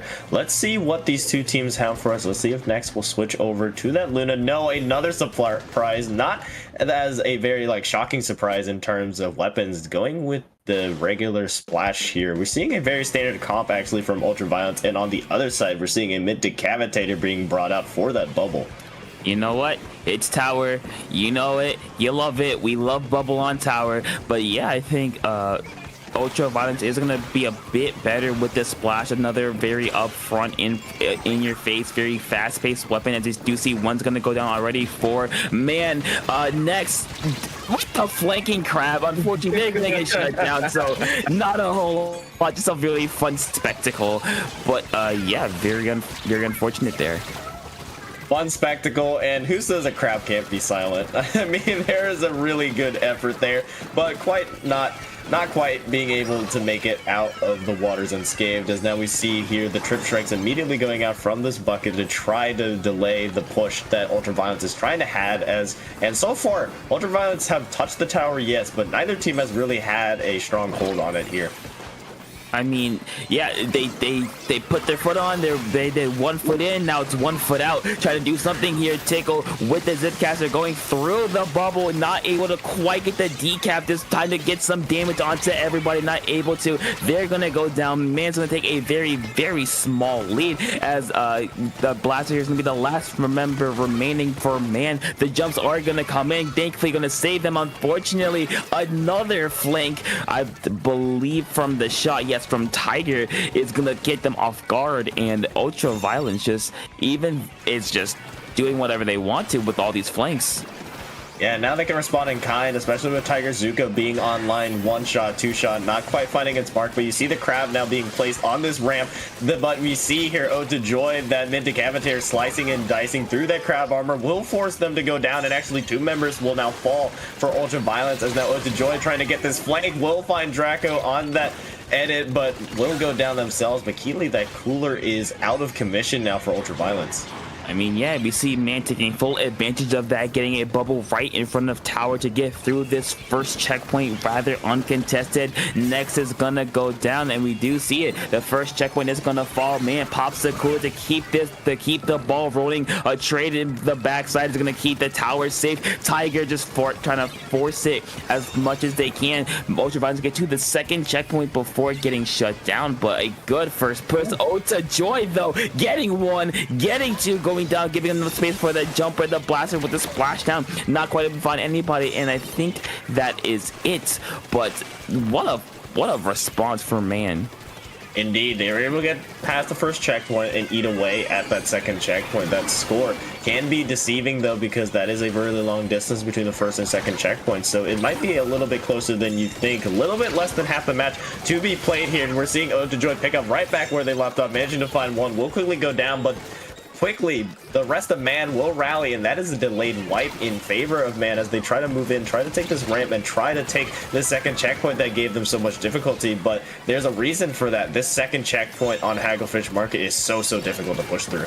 I mean, we're talking about so difficult. Ultra Violence is making it so difficult. Ode to Joy though with another 1-shot kill, and Ultra Violence with an opportunity to get their first major push of the game. Yes, they got to 90. Unfortunate bomb next is going to go down, taking a lot of immediate threat from Ultra Violence's push, as we do see Draco, the last member remaining of GG Strikes, are gonna come out to try to at least stall this tower. It's gonna work. Ode to Joy, another kill on next, and that will be a very solid defense for Man here. All defense indeed, and a key one with a minute left, as that checkpoint will at least be broken though if you are Ultra Violence, but you need to eat away at that second checkpoint to match what Man has been able to do here. You see the bucket just trying to farm these trip strikes, just waiting for them to pop these GG strikes. We'll actually find Tickle in their wake as well. Now the GG strikes are available. Now the real question is, will you hold on to these here, especially with Cooler being placed? No, the trip strikes are actually being used right now pretty early, so now a little bit of a betting Man just trying to get those trip strikes built up again for the waning seconds for this overtime push that will ultimately build. I mean, yeah, but we see Ultra Violence with 3 specials of their own. There's one next with the crab onto Tower. The splash on the keep, the cancel that is gonna not quite work out. Tickle pops a Zipcaster 1 for 1. Man's gonna go 3 down. Very unfortunate. Tiger left on Tower, all on the island by themselves, able to break through that first checkpoint. But now it becomes, can they get through the second checkpoint without letting Man onto it? There's the Zip or the Zuka. 1-shot, 2-shot, 3. No one's gonna be there. Look at that top right side. Next is gonna play some defense. Everyone's on the Tower, and Ultra Violence will snatch victory from the jaws of defeat, and that's gotta be soul crushing for Man. You had it. It was right in your hands, but Ultra Violence +1. They just did what they did. Snatch the victory, yoink the victory, whatever terminology you want to use, that's what they did right there, and now make it a potential sweep situation now for against Man. But Ultra Violence have been shown to be such a resilient team. I mean, we saw how well Man was able to develop that initial push, and they played keep away throughout that entire thing. But you kind of want to think back to those trip strikes that were used early. Maybe not that early in retrospect, but it's just without those trip strikes, it is really, really difficult to stop what Ultraviolence is doing. And unfortunately, without those trip strikes or any other specials up, Ultraviolence were just able to keep the ball rolling. I mean, yeah, that's very unfortunate because it came down to the last second since it was a mad scramble for the tower. And unfortunately for man, Ultraviolence just had the one member remaining, the one final member up to stay on the tower and keep the points going. And unfortunately for man, their backslipper against the wall here. They have to do a reverse sweep, but it all starts with game number 3, Clam Blitz Museum de Alfonsino. Clam Blitz, Clam Blitz, Clam Blitz. Welcome back, Clam Blitz. This is the potential final game for this tournament if Ultraviolence can close this out, but trying to hopefully go for a reverse sweep is man. Now I was speculating earlier before this set started what we might see from both teams in this topic. What are your thoughts on it? I want to see the doubles. Know what? We've seen double Zipcaster. No, it's time for triple Zipcaster. I mean, speaking of triple, we did see those triple brushes, so I'm kind of hoping for that as well. Just keep up the aggression. I mean, we might see the Anarchy most likely, probably. Ooh. No, okay. The ink. You want to talk about a jack of all trades? An ink brush, a very, very slimy sort of very just get around the people type of weapon for next there on side of man. Kind of what we saw from them with Wiper being, I believe, the only major change. Yeah, Ojojoy, instead of going to that mid to cafeteria, will instead use that Wiper to have that stamp available to really allow them to push up with that stamp and really allow them to create so much space for the rest of man. Now quickly building a ball, yes, but will fall in the wake of that, and now the ball left in no man's land as Tiger is already there, already in position with the Zuka, and already Ultraviolence +1 with the first goal pop. I mean, yeah, they have a couple more clans in reserve. We do see that Draco has 5 in their hands, but unfortunately for them, man's defense will be just strong enough to not allow them to get any further. But Ultraviolence is already on the plat. You see it's painted completely green. Man's gonna fall. That's be another 2 down. There's the cooler. The scoring's gonna keep on going as Ultraviolence has more clams to spare. Yeah, and under that 60 threshold, Tiger yet again already has another Zuka and will manage to find Ode to Joy. Not quite able to find the second target, but the damage is already done. Never mind, also being able to find that blaster next is here as well to cause so much damage. Managed to find 2 on that backstab, and the goal is still open for Ultraviolence to potentially pour in more clams here. But will there be more clams had in there? No, as finally man will rally together and stop that push. But the floodgates opened. I mean, the floodgates are holding on by a single screw as we do see man going 3 down again. Ota Joy being the last member remaining. Ultraviolence are just taking these really good fights and are winning. Ota Joy forced to jump away to be back on defense as we're about 2 minutes into the game. Ultraviolence has basically been living rent-free on the man's plat. They've been here almost the entire game. Tickle's gonna go down within their Zipcaster. One's gonna go down 1-for-1 trade here. Man, with a possible opportunity to get something going for themselves. Yeah, trying to get something going. Tacos has the ball in the hands of man, trying to move forward. This custom blaster will use the splashdown just to create some space. That blaster will lose their life though, as 2 members of man will fall. So now maybe a little bit of an opportunity to move in, but as soon as I say that, Ultraviolence will also lose 2 members. So we are now basically reset to mid. A little bit less than half the match is remaining here. Cooler being placed as well for Ultraviolence to stabilize on this defense.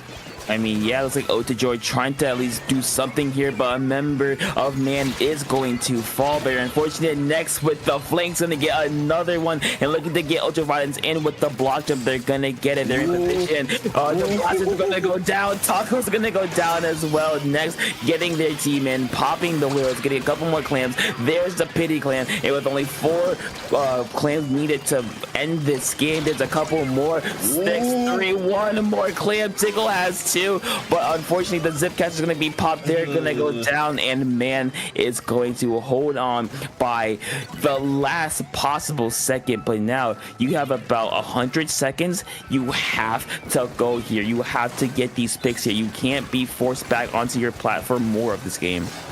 I mean, you also see that they have 3 balls available. They have the ability to make this comeback possible, and they're now just trying to juggle them as they try to move forward here. Draco will have a ball up for Ultraviolence to maybe get a sneaky flank, and I want to mention something about that push that Ultraviolence had that got him down here next. I don't know if it was a predict or what, but they were just right place, right time to not only get the jump, but was to get the jump on the player that was back there. But moving past that, now a minute left for Man to get in a push, but ignoring that, we're seeing Ultraviolence trying to just go straight for the killing blow here as we see the goalpost open. But will there be any clamps? No, Man, another strong showing on this defense. But yes, you may have some good defenses, but you need to get in a push now, especially in the waning seconds of this match.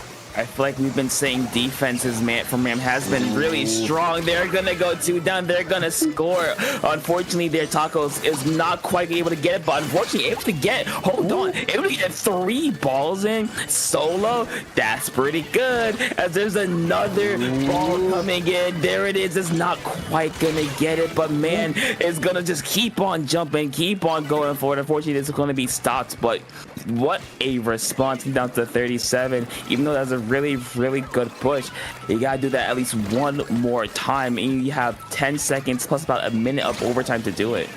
Yeah, and that starts with building a ball, which they're able to do, but now time is not your friend. Time is against you. Taco will jump into a bomb, a well-placed bomb, in fact, and now the ball rests on the floor, now having to be picked up, but Nex is there for the cleanup, is there to make sure that no member of Man can jump on it. Tacos' back trying to get some vengeance, but will there be enough time? It doesn't look like it, as the rest of Ultraviolence will clamp down on the other members of Man. The push will not follow, and just like that, Ultraviolence +1 with the clean sweep in finals will be your SOS 171 winners. You want to talk about a very dominant game? That was it. That was it right there.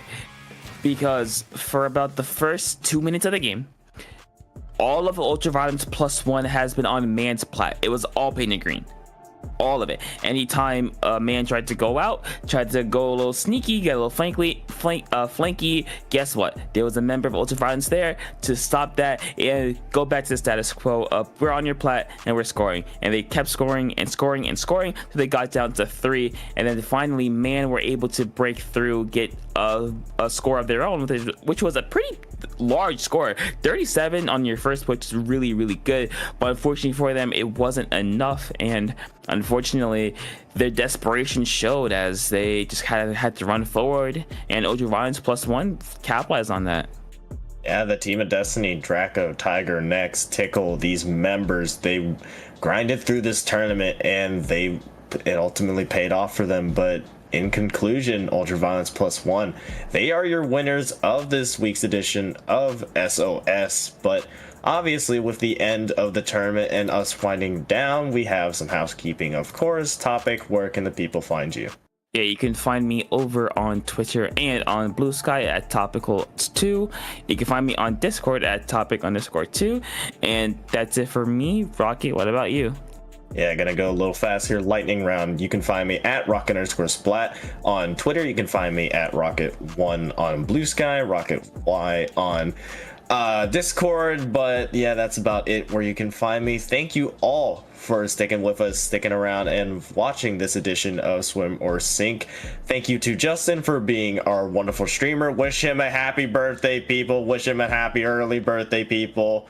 Happy birthday, Justin. Happy birthday, Justin. But anyways, moving past that, thank you all for watching. Thank you to all the staff working behind the scenes, and we will see you next week. See you later.